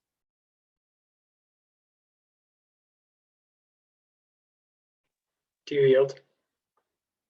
I yield. Senator Sadi? I would Oh, like wait, to sorry, can I not yield? Hold on. Sure.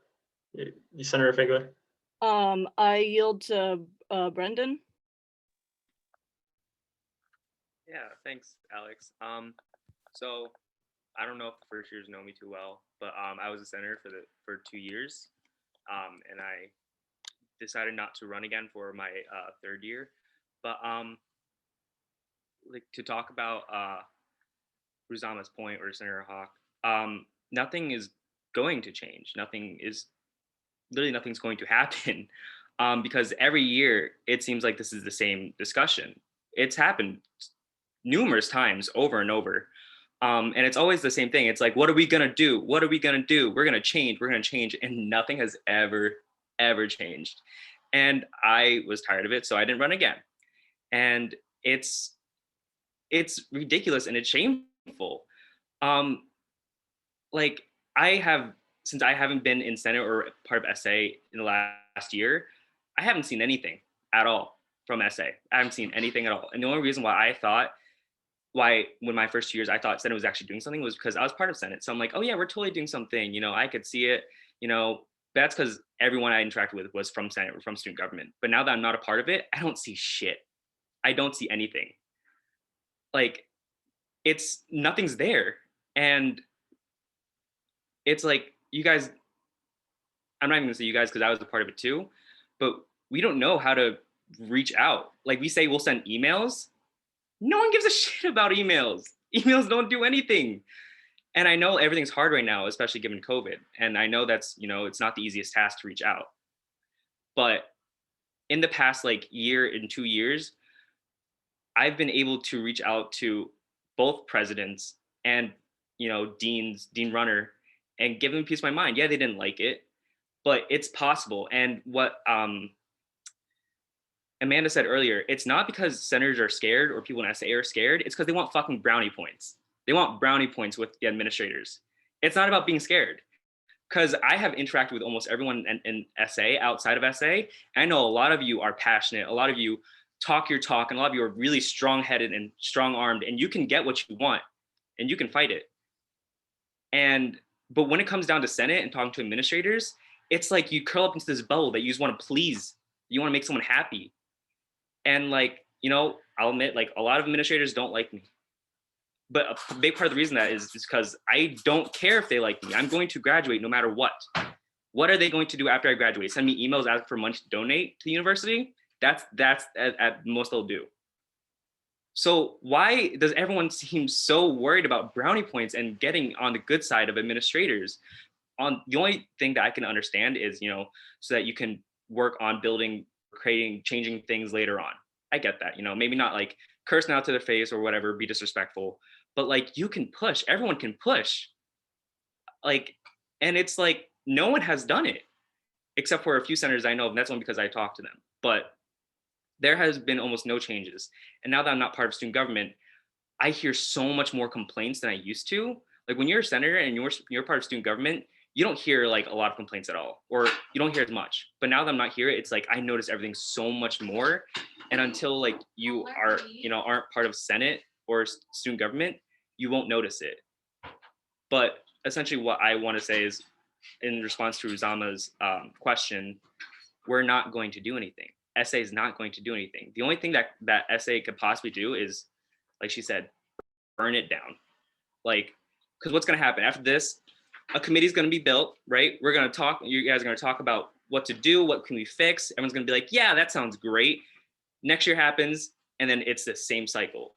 Like everyone's been saying, it's cyclical. I don't want to be, repeating anyone, but nothing is going to change. Like, be realistic.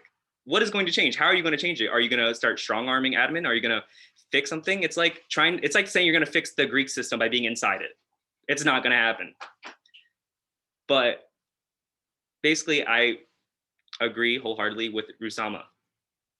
You need to fix SA, and the only way to fix SA is by taking it apart and fixing it. So, and I will yield my time. I don't know how this works in the gallery. I'm done talking. Senator Fegler, I believe you had the floor. Yeah, so I'm trying to figure out, can you scroll down to the gallery? I'm trying to figure out who asked to be yielded to first. I yield to Sekile. I don't know if they still wanted to speak. Yes, thank you. Speaker, I would like to motion to enter an executive session with senators for 5 minutes. Is there a second on that motion?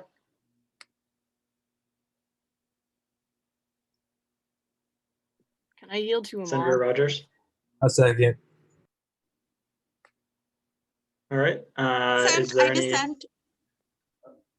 We're still in discussion. Y'all, can you yield to Iman? Like, look in the chat. Okay, so just as a note, we're currently in discussion on a motion to enter executive session. I will create a new list of those who want to speak on specifically the motion to enter executive session. After discussion ends, it will move into a vote where you can either motion to enter executive session or motion to not enter executive session. If the motion fails, it'll go back into the same discussion that we were just in before. So would anyone like to discuss? Otherwise, we will move to a vote. Yeah, I'd like to discuss. Senator Cosme? Yeah, this is exactly the absolute problem with SA, which is that we get bogged up in bureaucracy so much that we forget to fucking do what we're supposed to. So can we please not fucking discuss this and get back to voting on Iman, let her leave and resign, and then go do whatever we need to. Thank you very much. Goodbye. Any other discussion on the motion? Since I have the floor, Speaker, can I just yield to Iman, please? If it's on the motion to enter executive session, otherwise, if there's no other discussion, we will vote. And we will vote by roll call when the deputy speaker is ready. Procedurally, we're required to vote. Gotcha. Senator Arinarkin?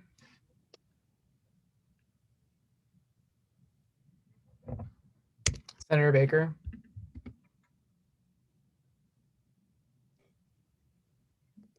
Senator Belay? No. Senator Dillingham? Yes. Senator Fegler?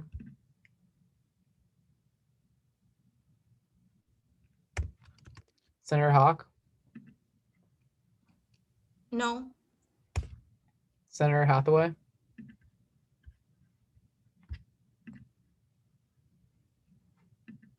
I don't know if it's me, but I can't like hear anyone. All right. Okay. Senator Cosme? Yeah, no, that's a no. Senator Liverpool? No. Senator Nadim, Senator Changase,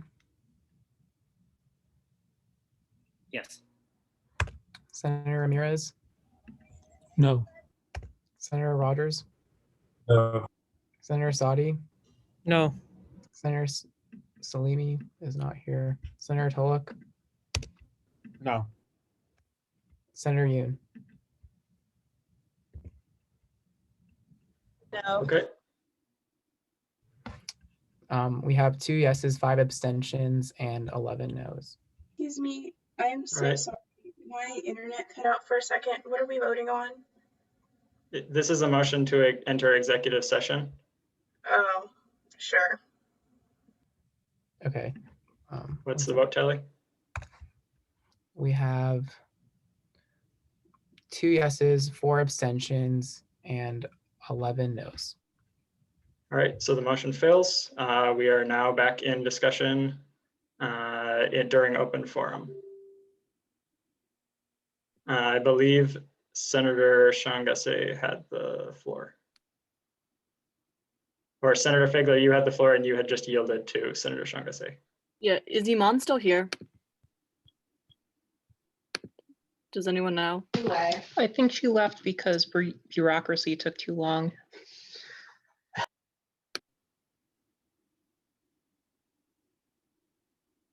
Senator Figler?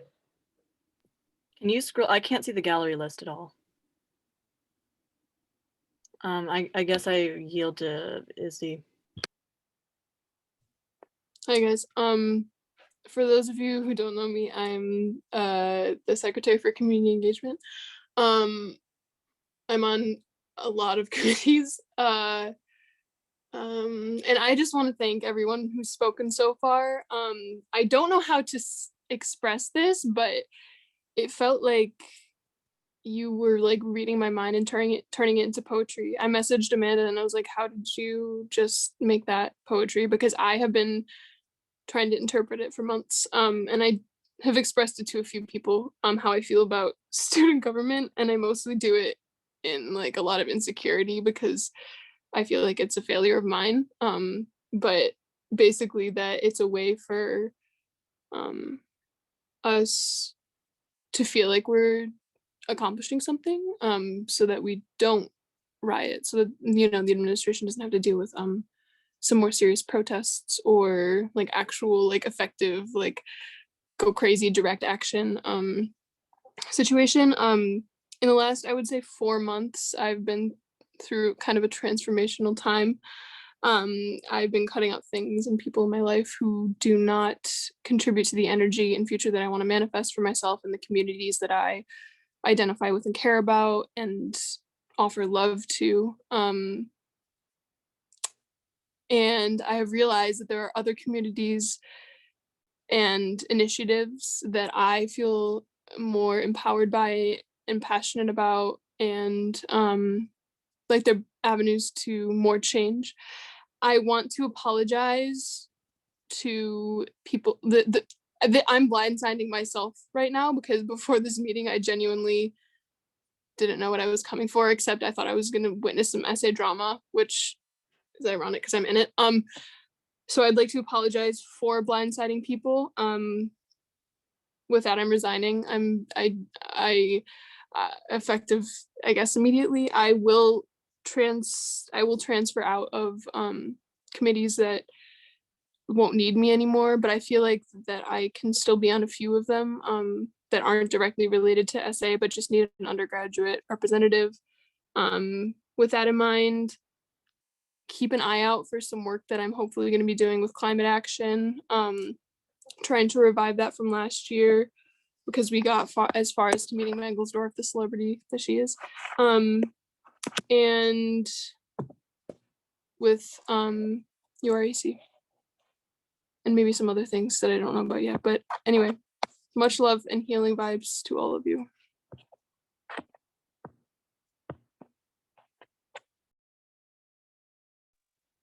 Senator Figler, can I ask that you yield to give space for the other senators? Iman is back, so I'm going to yield to Iman. Okay, hi. I'm so sorry. I have to leave again, but I just had to say that I'm going to be resigning as well.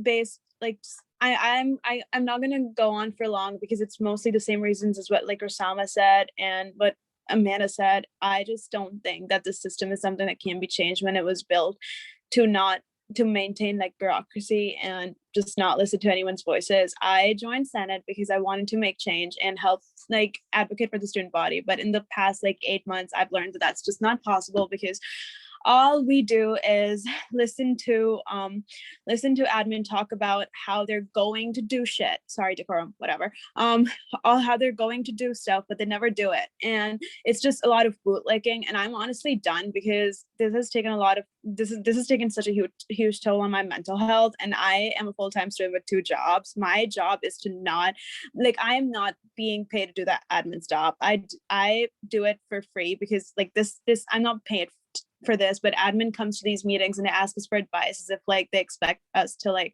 have the answers to something that they have to do and they're being paid for it. I just can't do that. Like I just don't think anything's ever going to come out of this unless Senate goes through like a complete structural reform. And again, as people brought up, it's kind of like a popularity game, and people run on platforms that they honestly don't know anything about. But so unless yes, as Brendan said, too many people with main character syndrome. But regardless, I just wanted to say that I'm also going to be resigning because I don't think it's something that can be changed. And unless there's like proper structural reform, yeah, I just think it's useless having these same conversations again and again and again with no like constructive like outcomes. And with that, I yield. And if I have to leave again, I'm sorry. I yield. Senator Sadi. Thank you guys for giving me the floor, and I really appreciate for everyone who brought up everything that Senate has to do. And I'm really upset about this because as a first-year student, I got into the Senate because I like working with academic stuff, and I specifically work for Academic Affairs Committee just because I like working on academic related issues and try to help people. But and I also come from a country where students are really valued in terms of like student politics, because I'm from a country where students gave their blood, they died for like wars and language to protect the rights of people. And here we are just buttering admins and deans, whatever they are, just to get a one-day holiday for a 1 week fall break to be compensated. I mean, I don't know, when we have to do stuff, we don't do it as a Senate. We actually go to students and actually end up with some sort of like petition to actually mock some of the, I don't know, deans and tell them to do something for us. We are not demanding anything. We are just like buttering them and expect something to like expect a favor from them. I don't know why. So I actually echo Amanda, Ursama, Sabit, Shakile. Thank you guys for bringing all this up. I'm honestly really upset about all these things, and I'm fed up of these things. Yeah, so it's been really difficult as a first year. I don't know why I'm even here now. Yeah, so I also, with all other senators who are resigning, I would like to resign as well, effective immediately. Thank you. Senator Tulloch.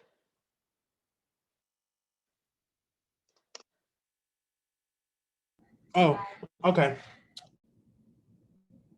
It is not only ignorant, but it is naive to think that these things that we're saying we could petition into a reality, could resolution into reality, could email into reality, are things that haven't been done before. People have been doing this forever. FDI was founded in 1986. Conversations about that are still happening. Where's the staff for that?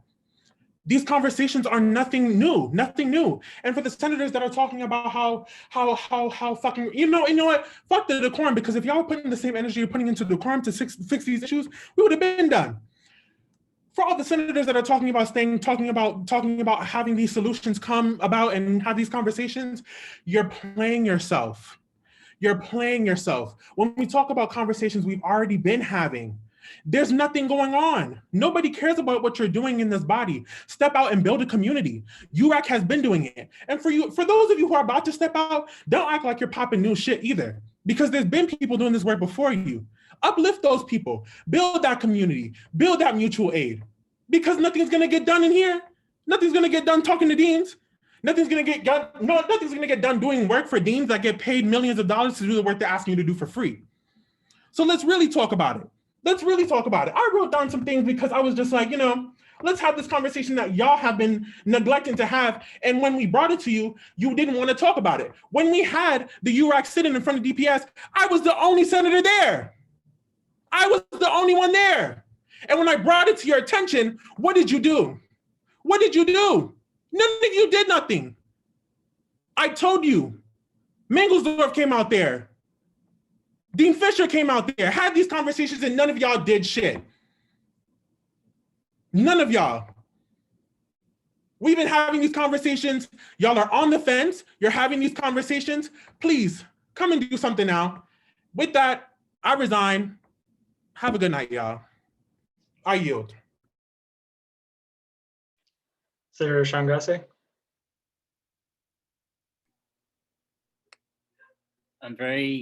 This is very sad, obviously. I just want to apologize to young senators, to freshman senators, people who came here with spirit, people came here with idealism, people came here with optimism, people who are in this genuinely to make change. But I'm very sorry also to say that we don't have power as Senate. Whatever convinced us that we have power, there is no power here. There's no voice here. There's no influence here, right?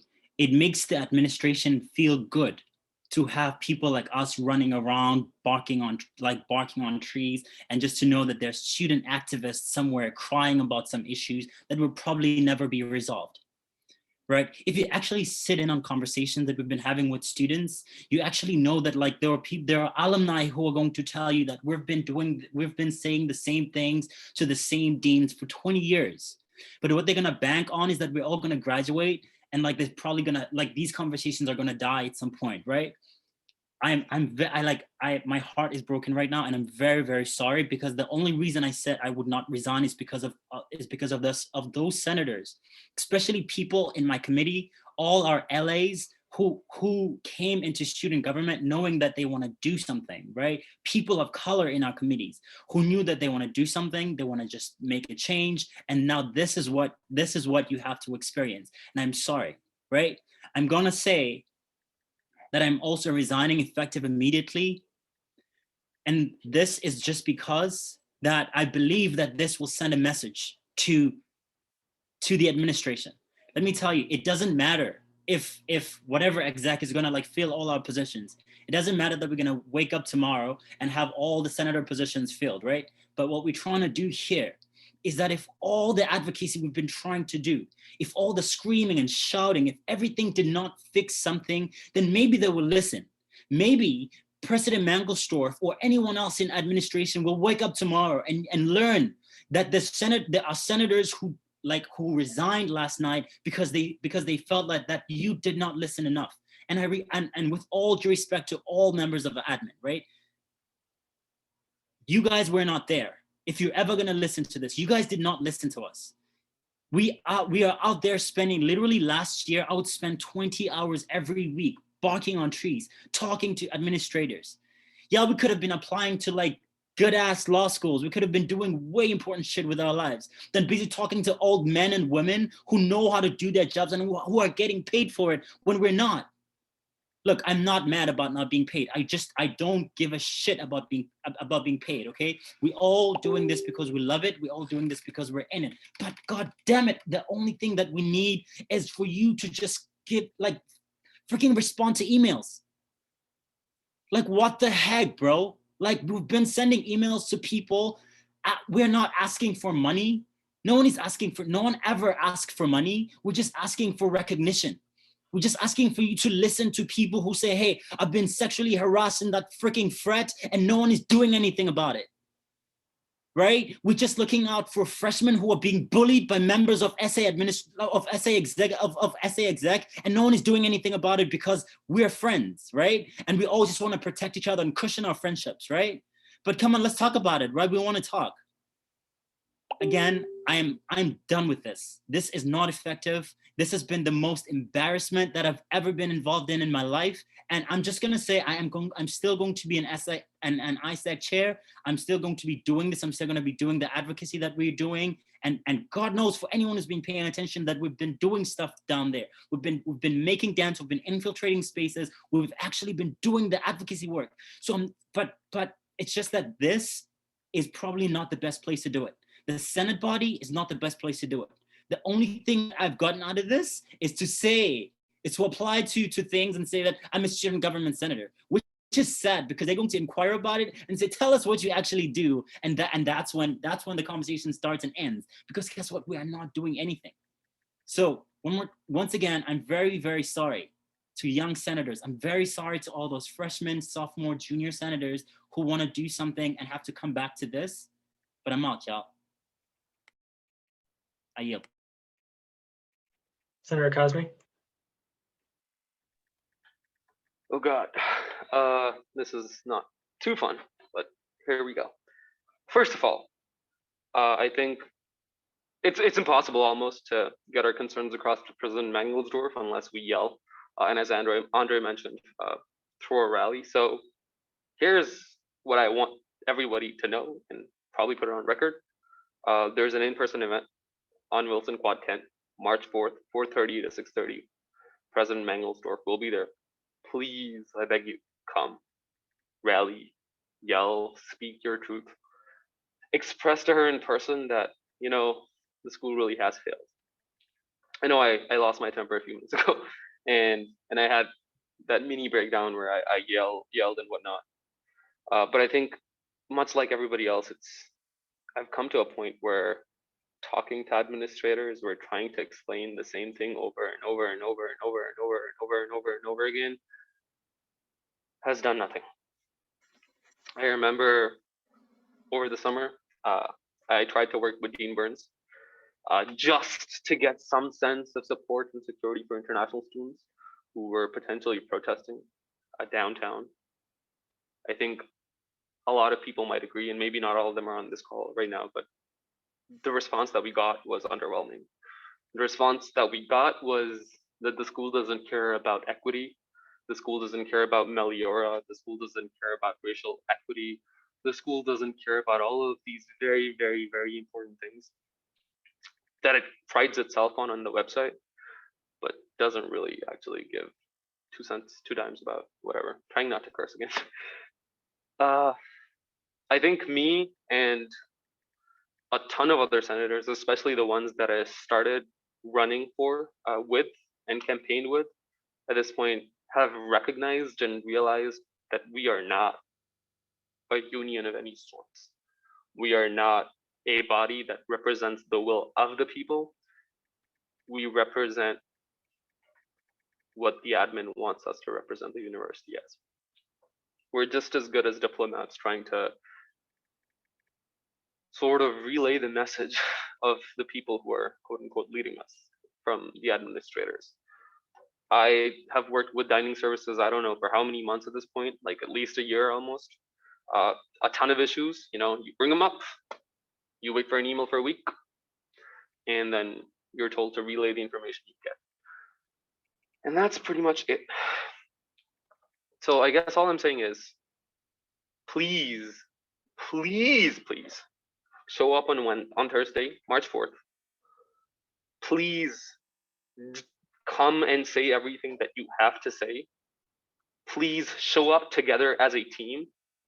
Please become a union that actually cares about what the students want to say, because I know, and as Andre said, I absolutely accept as a failure of my personal self to not be at that abolition coalition meeting. I know you don't need to, you do have to register, Miraz, but you don't need to really register. If you're protesting and rioting, I really do not see the point in following a really unsubstantial, unhelpful, trashy CCC website that really doesn't help with registering for anything anymore. Just please show up. Please do the right thing. Bring your banners and bring your boards.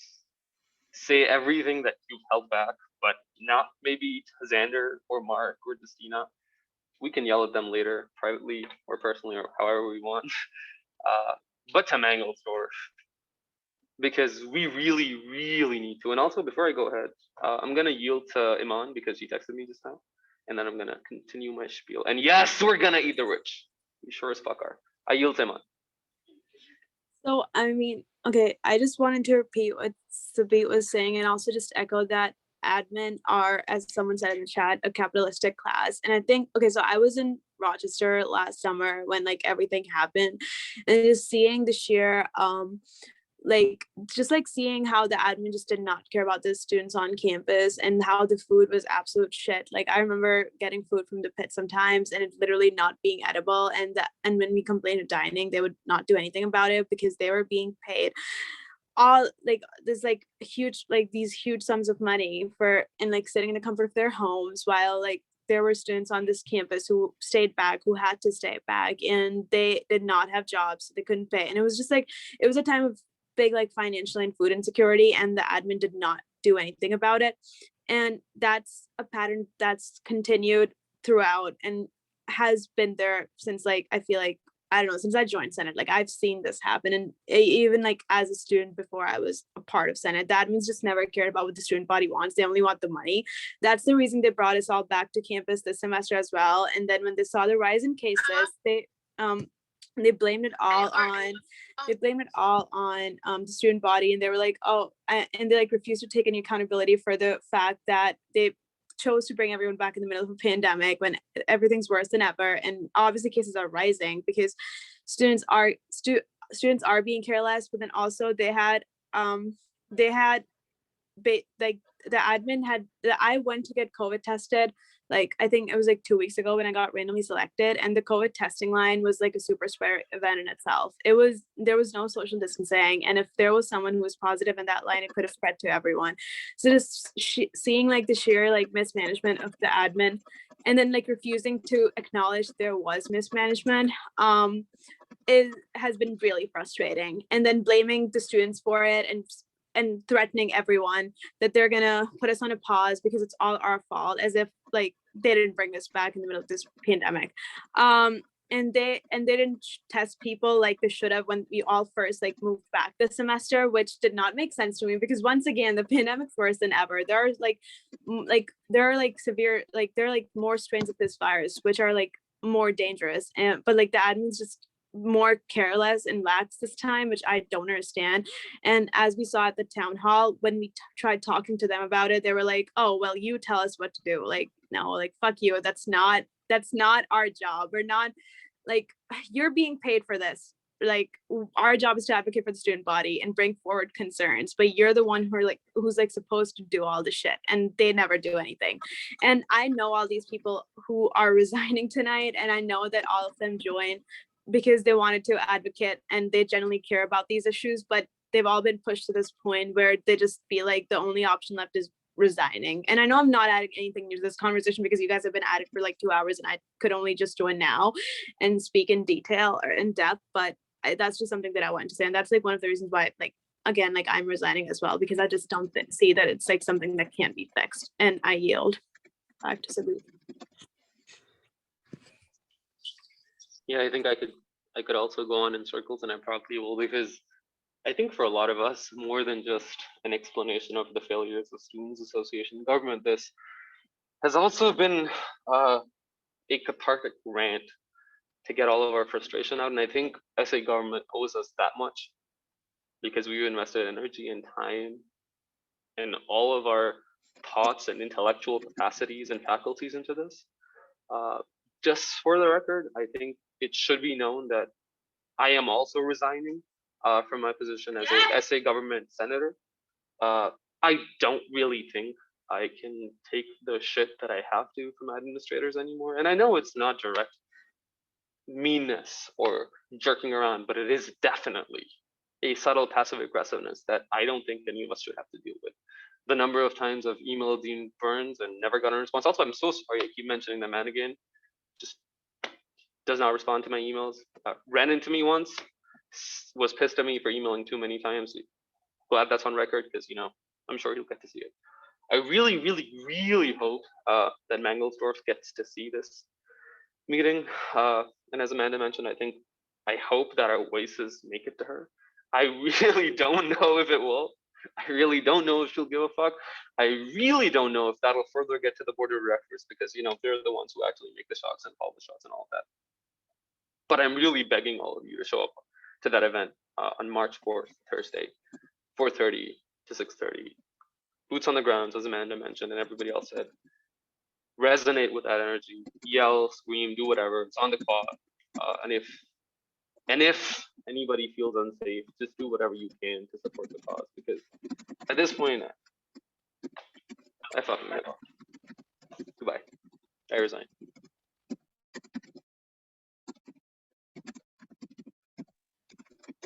And yes, Senator, I yield. Senator Belay. So I don't really know where to start, like after all of this. But I faced my own personal problems with this, and I joined Senate with Sabit, Andrea, and Rusama as an impact coalition, as a way to have hope to bring change to this university.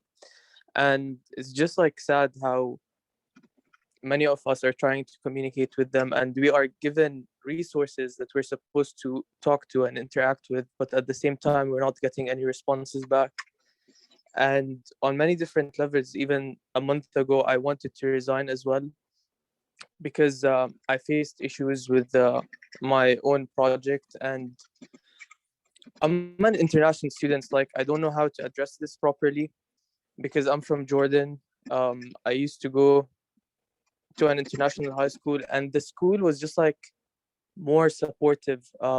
It's like, I'm talking about one of the biggest schools in the Middle East. We had like students from over 48 countries.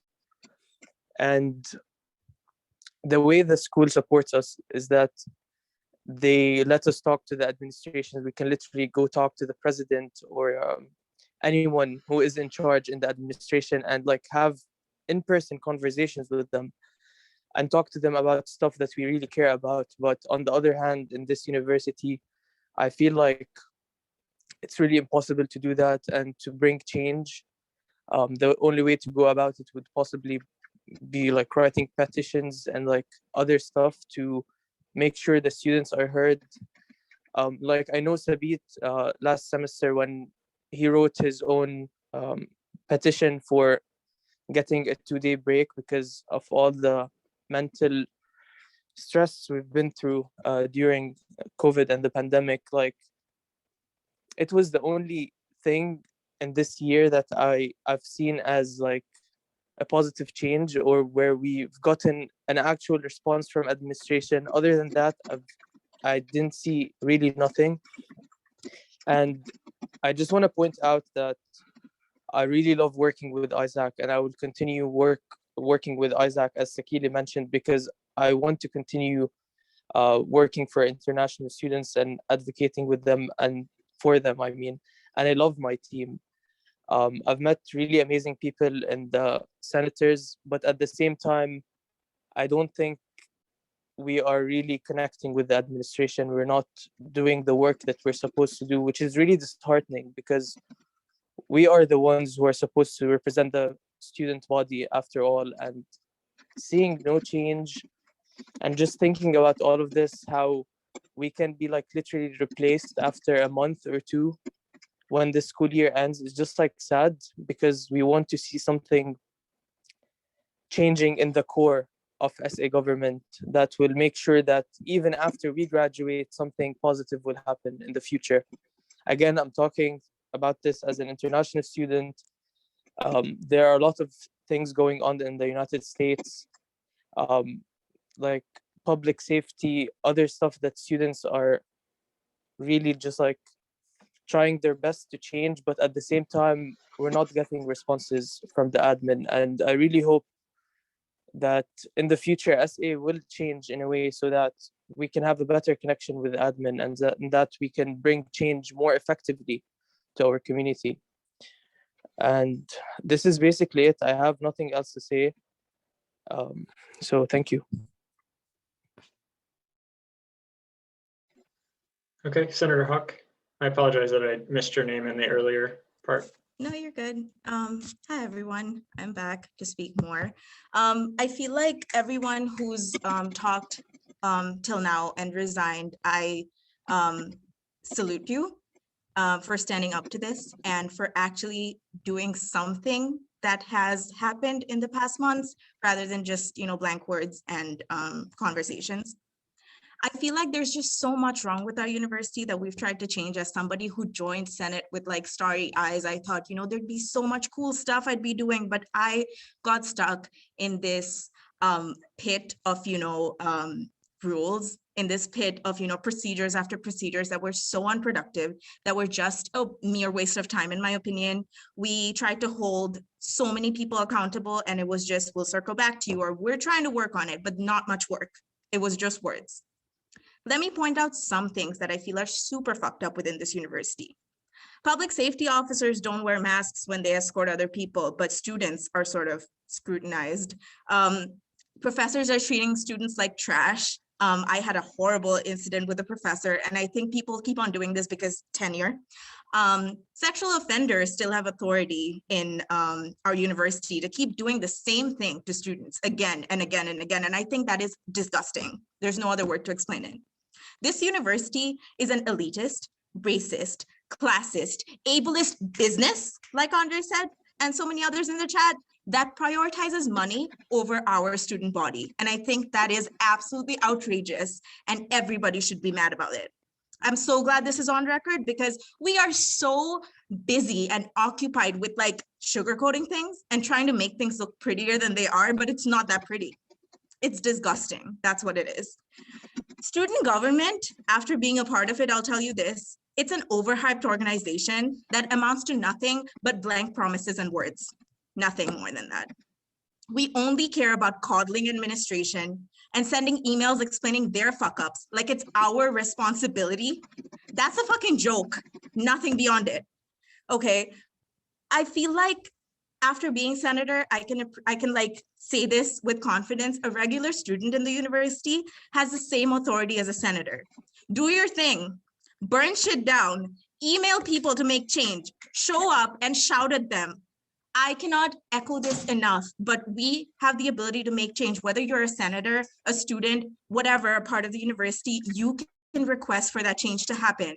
So whatever outrage we're seeing in this meeting today, we need that to be translated into action. Because if it dies down within this meeting, all of us being a part of this mass resignation movement is going to be a disappointment, and it's not going to amount to anything beyond just this meeting. And just conversations about, oh, the drama was amazing in Senate today. It's not drama. We are fucking disappointed. We are so sad that this is happening. I am personally so heartbroken. I joined to make change and nothing amounted out of it. So after trying for months and, putting a lot of time in these conversations that lead to nothing, with deans telling us, we're going to circle back to you, but no circling back actually happening, I'd like to say that I quit. I don't want to be a senator anymore. I'm the deputy chair of the campus services committee, and I'm trying to work on certain projects. I'm trying to listen to students. I spoke to so many students personally and, took their demands and connected them with certain admin. Sabith and I have been emailing dining services director Cam so much, he practically hates us. But we're going to keep on doing that, whether we're senators or not, whether we're the chair of this committee or not, or the deputy chair of this committee or not, because we care.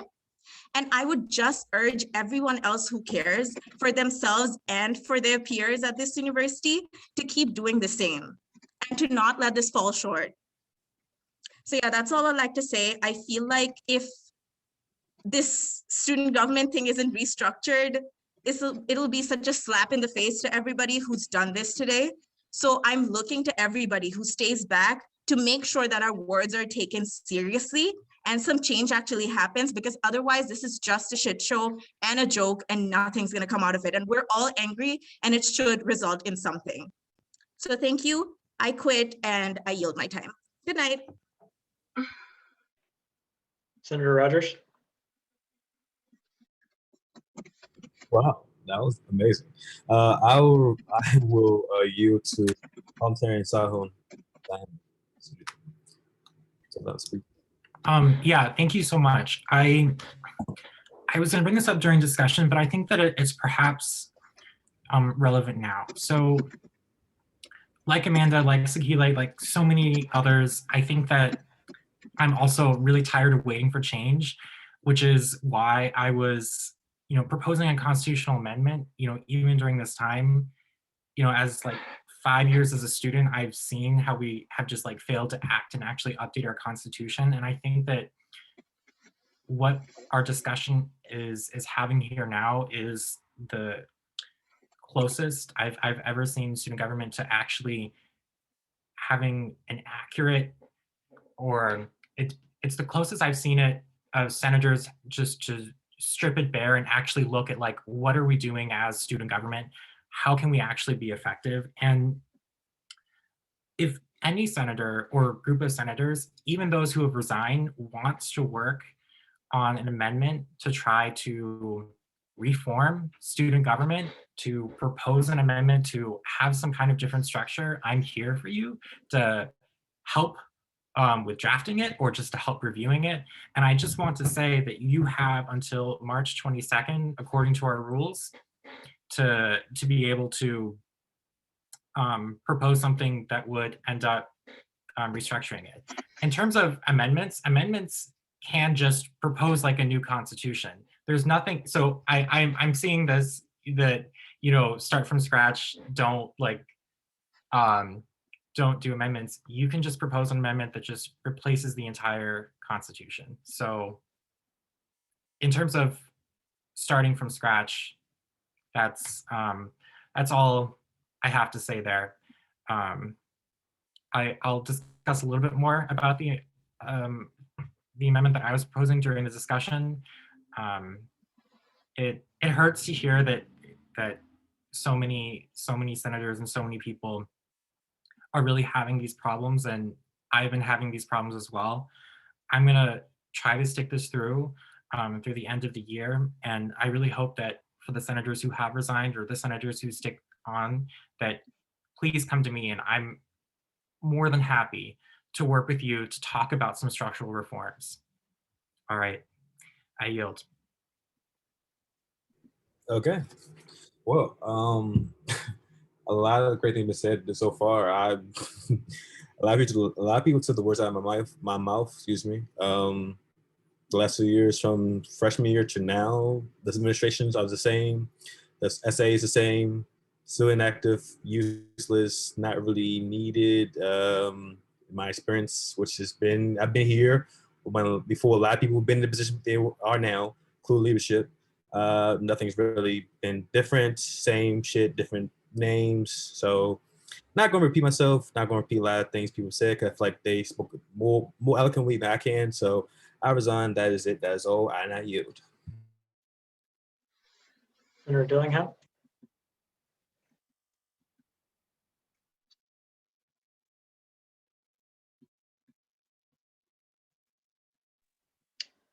Senator Dillingham, you are muted.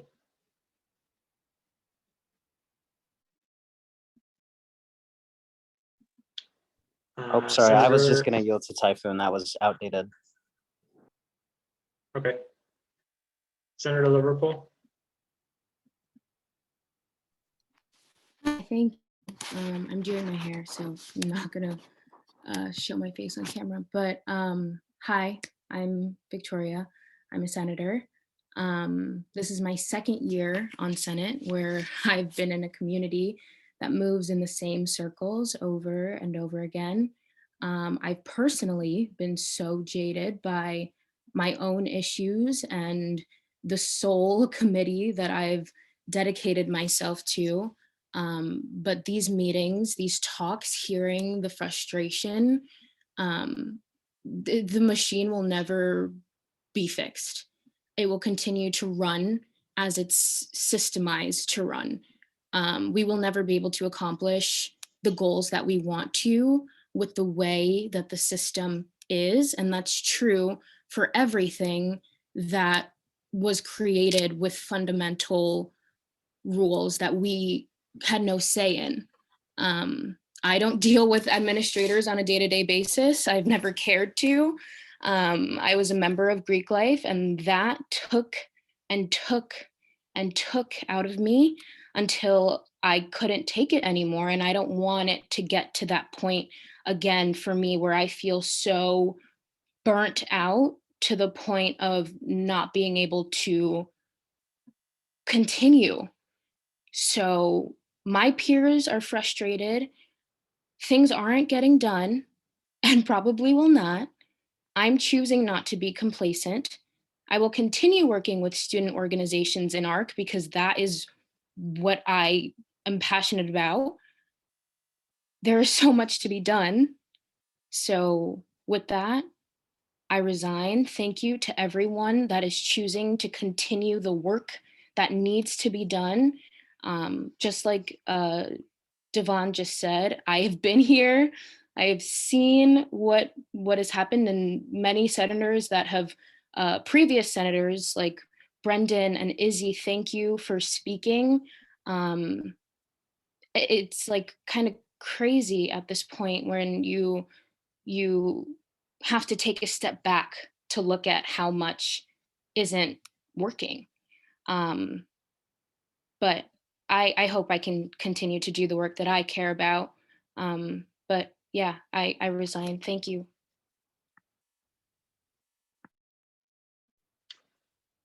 All right, is there any other discussion for open forum? Currently, there are no senators on the speakers list.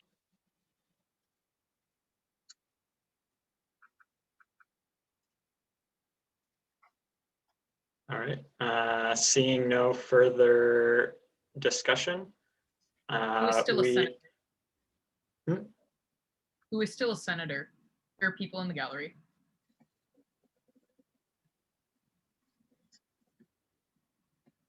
We have, Hi, I'm having trouble finding the Zoom, but can I get put on the speakers list so I can yield to people? yeah, Senator Baker, you can have the floor. Can I be on the speaker list as well? What happened? I didn't hear what someone said. Senator Baker, you have the floor. That is Senator Baker and Senator Ramirez, yes. I can't really see. Can someone tell me who's in the gallery? Cesar. Okay, I yield to Cesar. Yes, and I would actually, real quick before I do that, I have the same question. Who is still a senator? And I can direct that to the speaker or the deputy speaker, whoever's keeping account of that.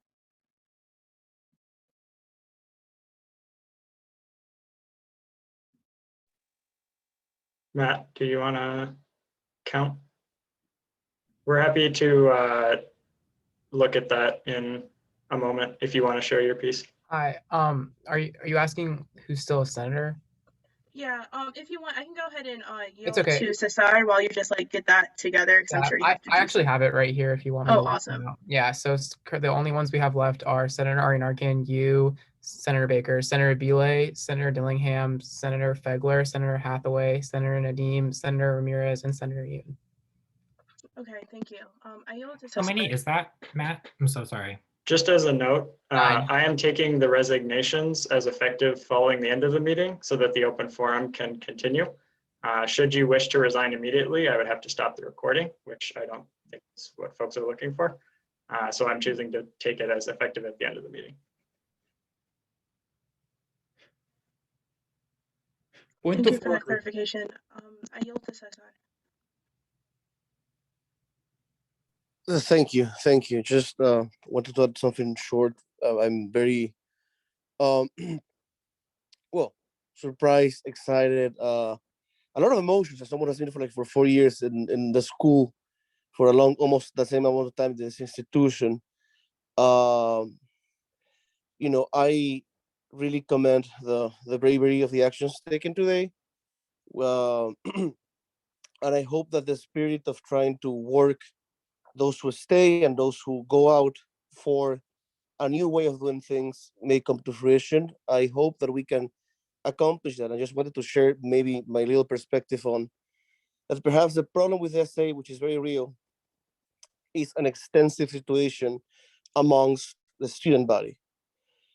I would say, and maybe I'm wrong, and with exceptions, you could count most, not all, student organizations. You can count the SA, you can count the chapel religious organizations, you can count the clubs, the students athletic organizations, and Greek life, and that would leave you in real active people with maybe less than half of the student body. And there's a huge disengagement issue that I noticed since the first day I came to the school. And I think that maybe one of the things we need to strive for, whatever we do from the inside or the outside, is to really try to bring the community in this university together, to create a spirit of an actual student body as a thing, because I don't think we really have the spirit of the student body as an existing thing for us, as a community that embodies every one of us and that we can share a common space with. And I think that we really need to break the bubbles. We really need to get out of our comfortable spaces and try to reach out to this great amount of students that feel so badly represented by multiple organizations, including the student government, that they simply don't believe in acting anymore. They don't show up because they don't think anything will come out of it. And I think we really need to see, not only in the SA, but beyond of it, now that many of you will go work to the outside, we need to bring back or maybe create for the first time an actual encompassing idea of what means to be a student in UFR, and how can we build actual solidarity, understanding, and other tough debates amongst us so we can bring them to the administration. I yield. Boris, you'd mentioned that you had a point of order. Yes, I do have a point of order. Thank you, Speaker, for accepting it. Two problems. First problem, as it was already mentioned, we don't have a quorum. So official part of the meeting should be closed. It should be, it's part of the record. We're basically adjourned because we can continue, of course, speaking, but it will not be part of the official Senate meeting because official Senate meeting was over once we. So can you go to the second half? Because the first half, I am choosing to interpret the resignation as effective at the end of the meeting. Person of the, but another point now, according to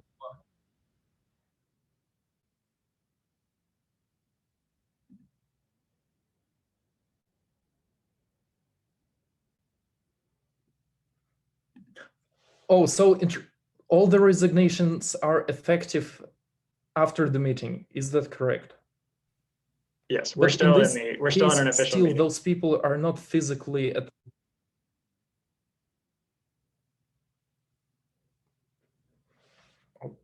Okay, well, excuse me, but I might be delayed. We don't have those people physically. Like, even if they are still senators, they are not at the meeting. I actually think we do have enough people physically to continue. They're just 9, isn't it? In the gallery, yeah. I'm just going to say, Boris, unless your point has something specifically, just reach out to me on the chat. We're going to continue the meeting. So, Senator Baker, you have the floor.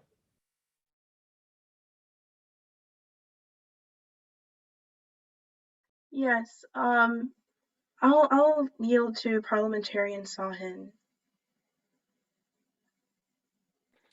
Oh, thank you. I think previously spoke. It was about okay, it's just still there. I was just reading the senators. list. Yeah, no worries.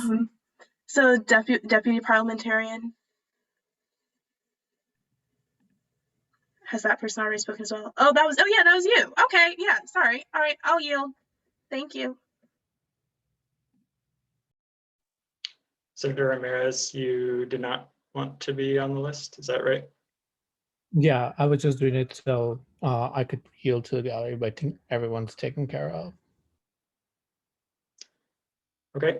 Are there any other points of discussion for open forum?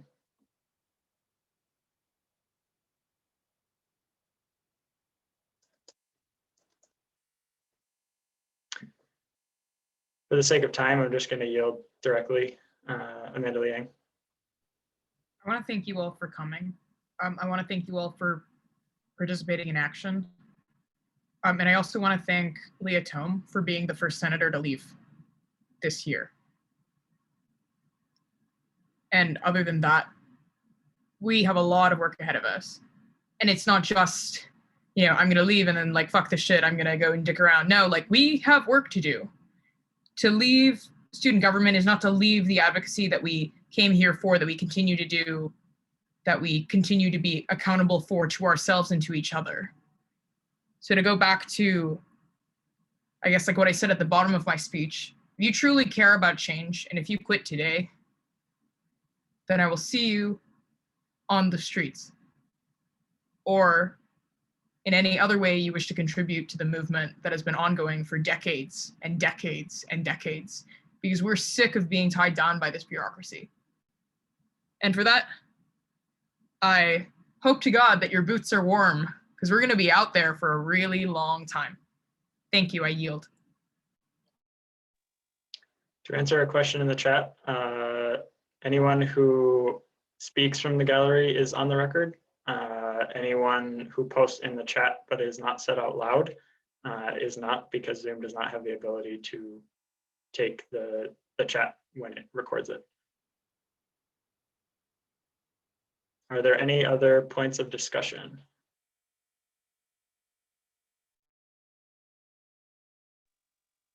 Seeing none, we'll move out of open forum. And Iman, were you aiming to speak? No, sorry, that was a mistake. Okay.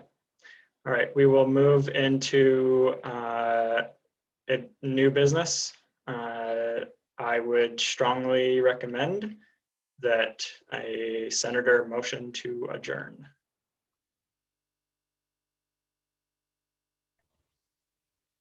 Motion to adjourn. Is there a motion? Second. I'm sorry, my internet is unstable. Can the person who motioned say that again? Second. And you made a motion to adjourn? Senator Ramirez did. Okay. Yeah, there's a little bit of lag with my internet. So, okay, there was a motion to adjourn, it was seconded. Yeah, we're going to vote by unanimous consent. Is there any dissent on adjourning for today? Seeing and hearing none, we are adjourned.